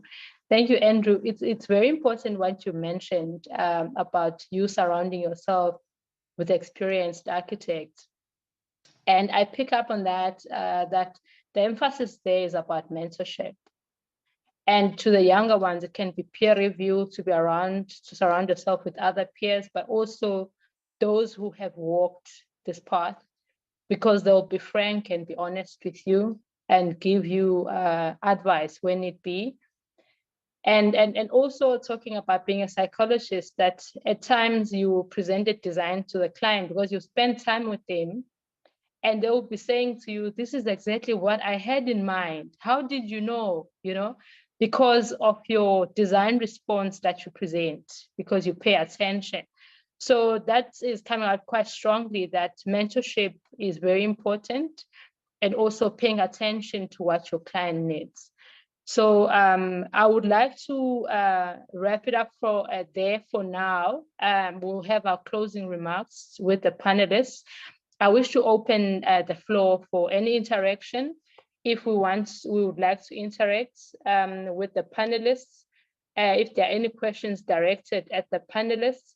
And then other than that, I will give opportunity for closing remarks from this wonderful session. Do we have any hands, Munetsi?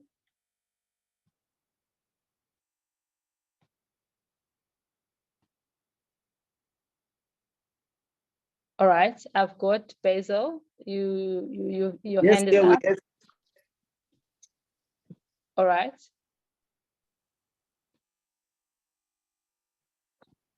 You can unmute.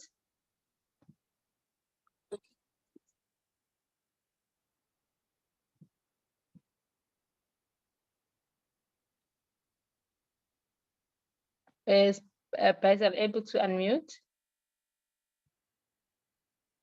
Yeah. All right, we can hear you.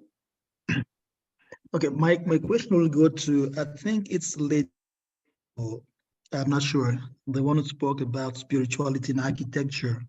Yes, Zolani. I liked his presentation. It was so much informative. But my question comes in this way: how can we incorporate spirituality in a family where a wife and husband don't share the same, don't see things the same way in terms of spirituality? Will it be a conflict in that sense? How are you going to come about try to put all of them, though they have different background in spirituality? How can you connect it into your architecture design? Thank you. Thank you, Basil. Zolani, you want to take that? Oh, yes. Thank you for the question. It's a good question. I think if I can speak on just on a personal note, so I come from a family where my dad and my mother, my dad on the one hand believes in traditions and cultural rituals.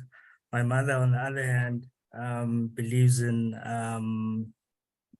the going to church, basically, So at times where in terms of me growing up, you know, I grew up in an environment where I went to church, you know, but as I grew up in it and I became a man, I realized that church does not work for me, you know. Actually, the spiritual side and connecting to my ancestors and listening to what they want from me, and what they want me to do on this earth is much better for me, you know. So yes, in terms of a conflict of interest, yes, there will be a conflict of interest, you know, but I'm pretty sure there are ways of working around it and testing and exploring, you know, and seeing how one can respond to the church environment and how one can respond to the spiritual side of things, you know. I mean, for example, on the church side, you could have a prayer room, you know, that is just designated for the person who believes in church, you know. On the other hand, you can have a certain space in the yard or within the landscape of the yard that has a shrine, and it speaks to the spiritual side of things, you know. But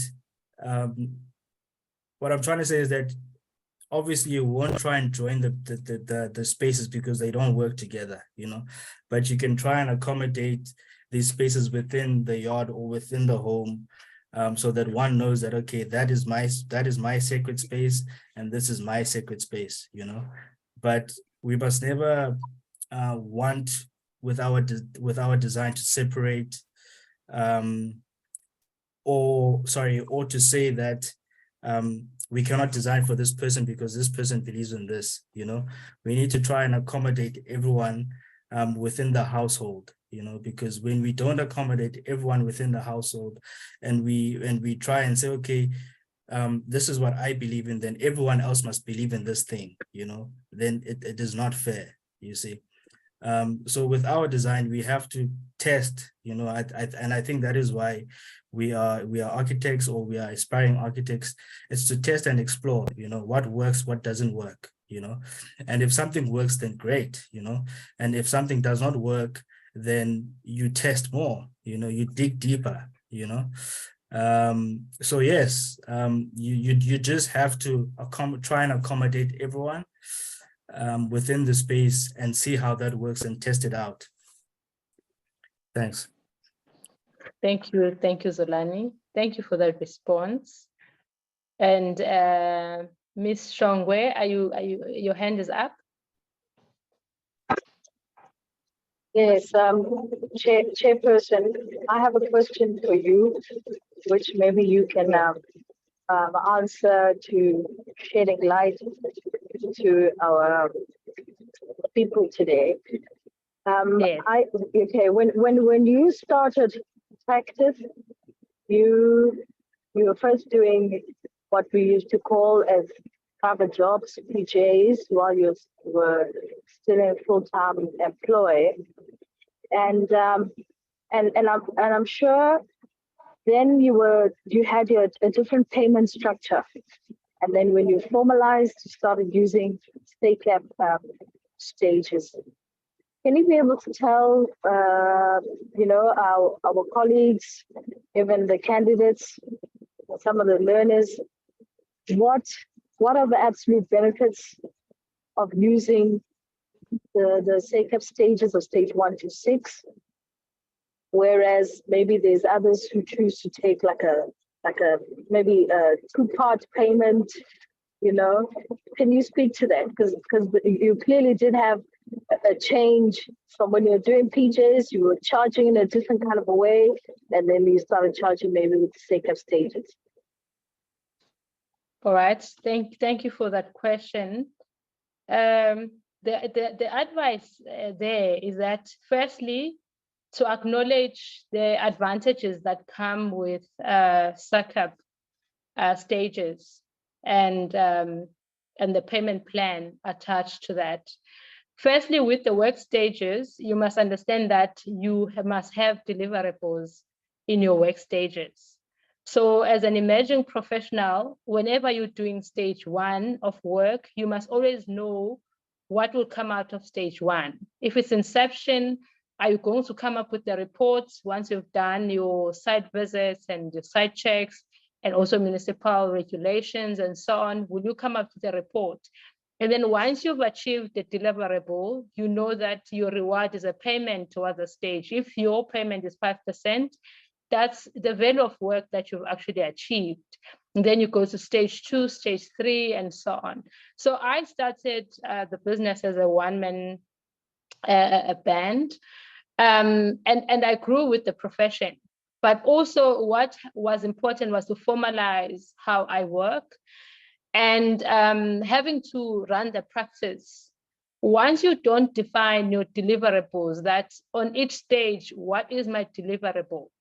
It's very easy to run through the stages and not really achieve what you need to achieve, and also not set your client to understand that these are my stages. Once I've completed this stage, you sign it off, you pay, you sign it off, you pay. In that way, you avoid disputes, because you're not going to run your project from stage 1 to stage 4 without a single payment, or you get a well in advance payment, you use all the money and then you don't perform. So that would be my response there, VP, that in my formalizing my business, it also came with the responsibilities of understanding deliverables that come with the work stages. And when you split your money, if it's 100 Rand, you split it in 5 Rand, 25 Rand, 50 Rand, according to stages. Whatever is the amount apportioned for that stage, you need to perform according to that stage to give value for money to the client. But also when the client sees deliverables and they are set out at the beginning of your contract, everyone seems to be happy. So that will be my response to your question. I don't know if it suffices. Thank you. It does. Thanks. Thank you. All right. And then we've come to the end of our session, and I'm going to give opportunities to Teshlin, Eldridge, Andrew, and Zolani for closing remarks. Teshlin, can I please give this opportunity to you for closing remarks? No, I just wanted to say thank you to SACAP for organizing this. It's been a good journey, and hopefully that you'll help us progress a lot in the future, and you make it easy for us. And for the youth, I hope you all don't give up and you'll really push through and find yourself as architects of tomorrow. Thank you all so much. Thank you all for this opportunity. Thank you, Teshlin. Thank you for being our panelists. Eldridge? Yes, firstly, thanks to SACAP for this opportunity. I think there's more engagements like this needed, especially in student lives. I've listened to previous students that didn't really understand what is required from them. I don't know if SACAP have plans maybe to put some boots on the ground within the universities, because I know every class have a student representative. Someone that can liaise with SACAP on a day-to-day basis about student life, what's going on, and keep students informed all the time. And my advice to students is, I've lately learned that it's important. Stay engaged with SACAP and to stay relevant, and then your transition to become a professional will be easier. That's all. Thank you. Thank you. Thank you so much, Eldridge, and also for being our panelist. I appreciate it. Andrew? I would just like to say thank you to SACAP for giving me the opportunity to be part of this. I would say that architecture is a very demanding field, and we should continue to strive for a beautiful, safe, sound, built environment. And to students, I know it's tough. It's just keep at it. It will come. Your goals will be achieved. That's it. Thank you. Thank you, Andrew. Thank you for being our panelist. Zolani, your closing remarks? Thank you, Chair. I'm going to go back to what Mohau said. which reminded me of my master's year. He said, be intentional with what you are exploring. And then just to add on that, my lecturer for my master's used to say, after exploring, you must ask yourself the question of, so what? So if you've designed something, so what? How is that going to help the context of South Africa, the people in it, or Africa as a whole? Are you responding to the needs, to the social needs of our people? What change are you bringing to our society to improve ourselves and find a sense of identity and belonging through the spaces that we inhabit on our daily basis? So I think for the students, it's very important just to understand that, and also in the process, understand who you are, understand your values, your principles, your beliefs. Don't ever forget that, as much as you, let's say, for example, you come from the Eastern Cape, who is Lalini in the rurals, and you go to the city, you must never forget where you come from and what you've learned, because you can take those things or those principles and values, and turn them into something as you're studying, and actually find yourself in a position where you know who you are and you know yourself through architecture. I'd like to say thank you to SACEP for the platform. Thank you for the opportunity to engage with such prestige panelists. And I really appreciate what you guys are doing to create such platforms where we can create a dialogue and create networking so that we, as people who have been through what the students are currently going through, we can help them and assist and advise accordingly. So I thank you very much for that. Thank you. Thank you so much, Zolani, and also thank you for being our panelists. We truly appreciate. And then Registrar, can I please bring you in here? And possible solutions and conclusion mainly is the way forward. And then after that, I'll request our Vice President, Ms. Sabisa Shongwa, to close for us. A vote of thanks and closure.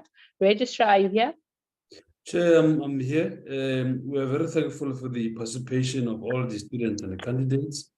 And we have noted all the contributions. We will collate all of them and make sure that there's an action plan. And I think going forward, we will have more engagements like this to make sure that there's a platform for students and professionals and candidates to engage about the profession. Thank you very much, Chair. Thank you. Thank you so much, Registrar. And then VP, are you ready for the vote of thanks and closure?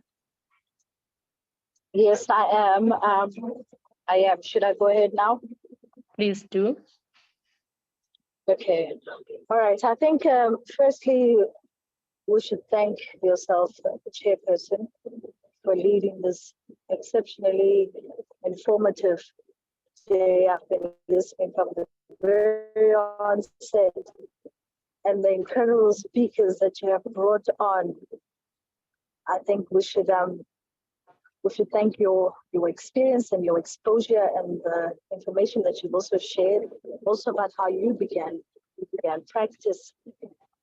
I just want to thank the speakers who are participating in the profession. It is very clear that you're all activists for the profession, and I love that.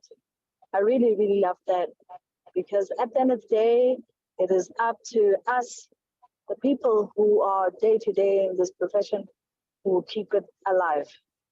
There would be talks or whatever about, oh no, architecture is going to go to the dogs. We don't need architects in the future. I'm sure the same talk was being had about 20 years ago or 50 years ago. But when you are providing solutions for people, everyday solutions for everyday people, there will always be relevance. So I just want to say to you all that you need to look after your organizations. You need to respect and look after the regulator. SACEP is a regulator, it's not a voluntary association. There's a reason why they are strict when it comes to certain things, and that you have to look after your professional registration. You have to go after your professional registration with everything. It gives you credibility. It is not also so much about what SACEP can do for you, but it's about what it gives you. It gives you legitimacy. And just that piece of paper of that certification is going to speak for you at tables and platforms where you can't even be there physically. Those documents will speak for you, and you don't even need to make a noise, and you don't need to fight. And another important thing about remaining registered is that when somebody wants to pull the rug from under your feet and take away your huge project that's going to pay you millions, they're going to find a way, and that the first thing they're going to do is to try and find out from your regulator whether you're registered. When they find that you're not registered, them and their lawyers or whatnot have you, they're going to say, oh, she's not even a registered, he's not even a registered architect. And you know, when it comes out into the wash, they say, he's never been competent. So this is why it's very important and vital to look after your registration, because it gives you credibility, because it means you're hinged back to something that helps you to have ethics. What is also vitally important is that you have to look after your practice, particularly when you're starting off practice and you're starting off business. Immediately when you stop calling your projects, you stop calling them PJs. I also had PJs, and the moment I started formalizing, I just said these are projects. You've got to ensure that you bring in an attorney who's going to help you from the very onset, a legitimate company, not also some small, very small legal company. Try to stand on the shoulders of giants. You can always negotiate fees so they grow with you. Bring in an accountant from the onset, not somebody that is also moonlighting accounting. You need to stand on the shoulders of giants so they can help you to go further forward. Learn about your taxes. There's SARS, and you need to pay your dues at SARS. Understand what VAT is. And VAT does not belong to you. It belongs to the country. We just collect it on their behalf. We actually just move it along. Find out also about your business, the business taxes. And as you also go on, you keep asking clever questions to accountants of how can I be clever with tax while you are still being on the correct side. And vitally and important, one thing that I learned that my father's a QS, and he has a company in Bloemfontein. I practice from Gauteng. One day he drove all the way through just to come and give me this one lesson. And he said, ensure that every project pays for itself.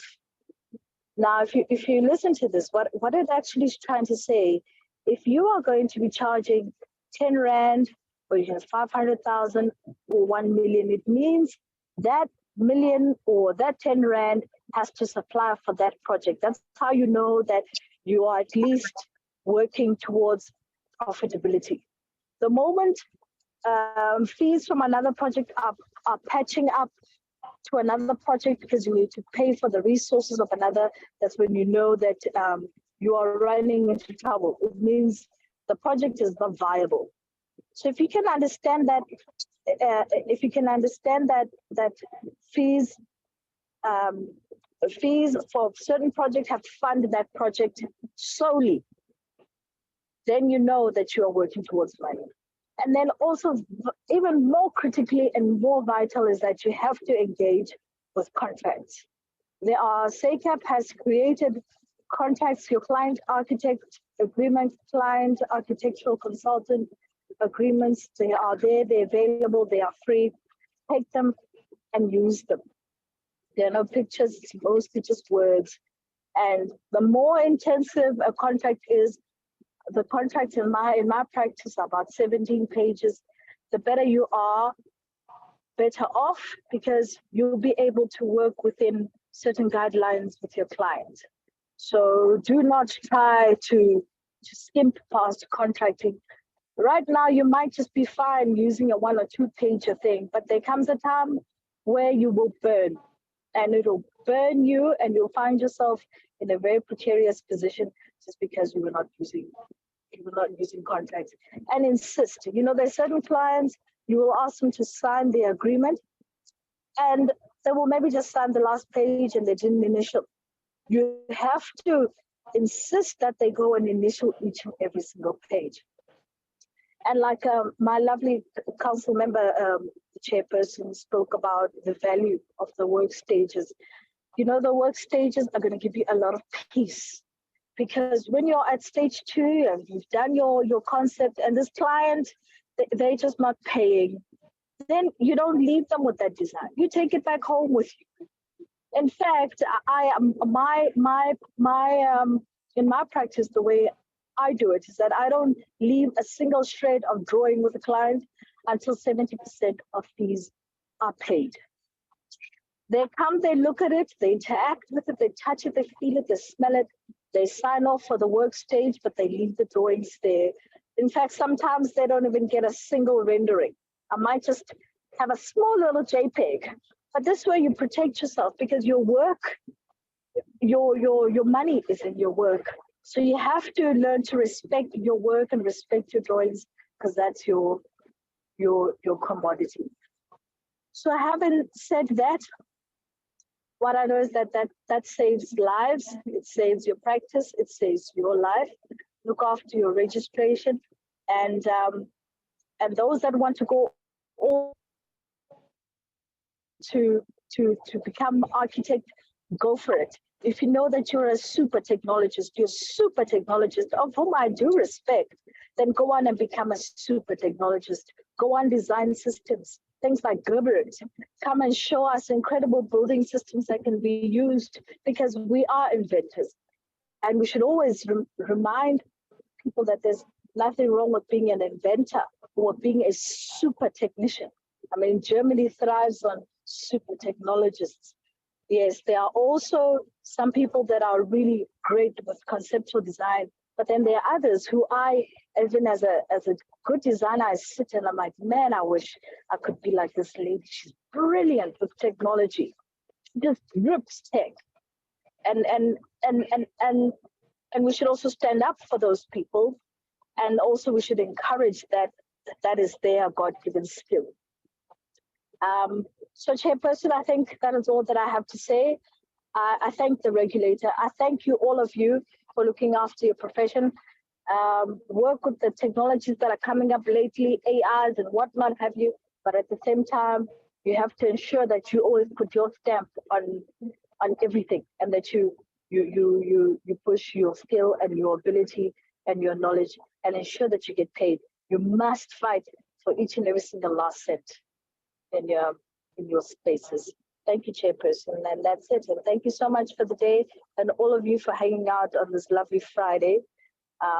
We look forward to engaging with you even further in these spaces and even in the profession. Thank you, Chair. Thank you so much, VP. Our theme, Youth Empowerment, Shaping a Bright Future. And as the VP said, every project pays for itself. We've come to the closure of our webinar, and thank you for attending. Thank you so much.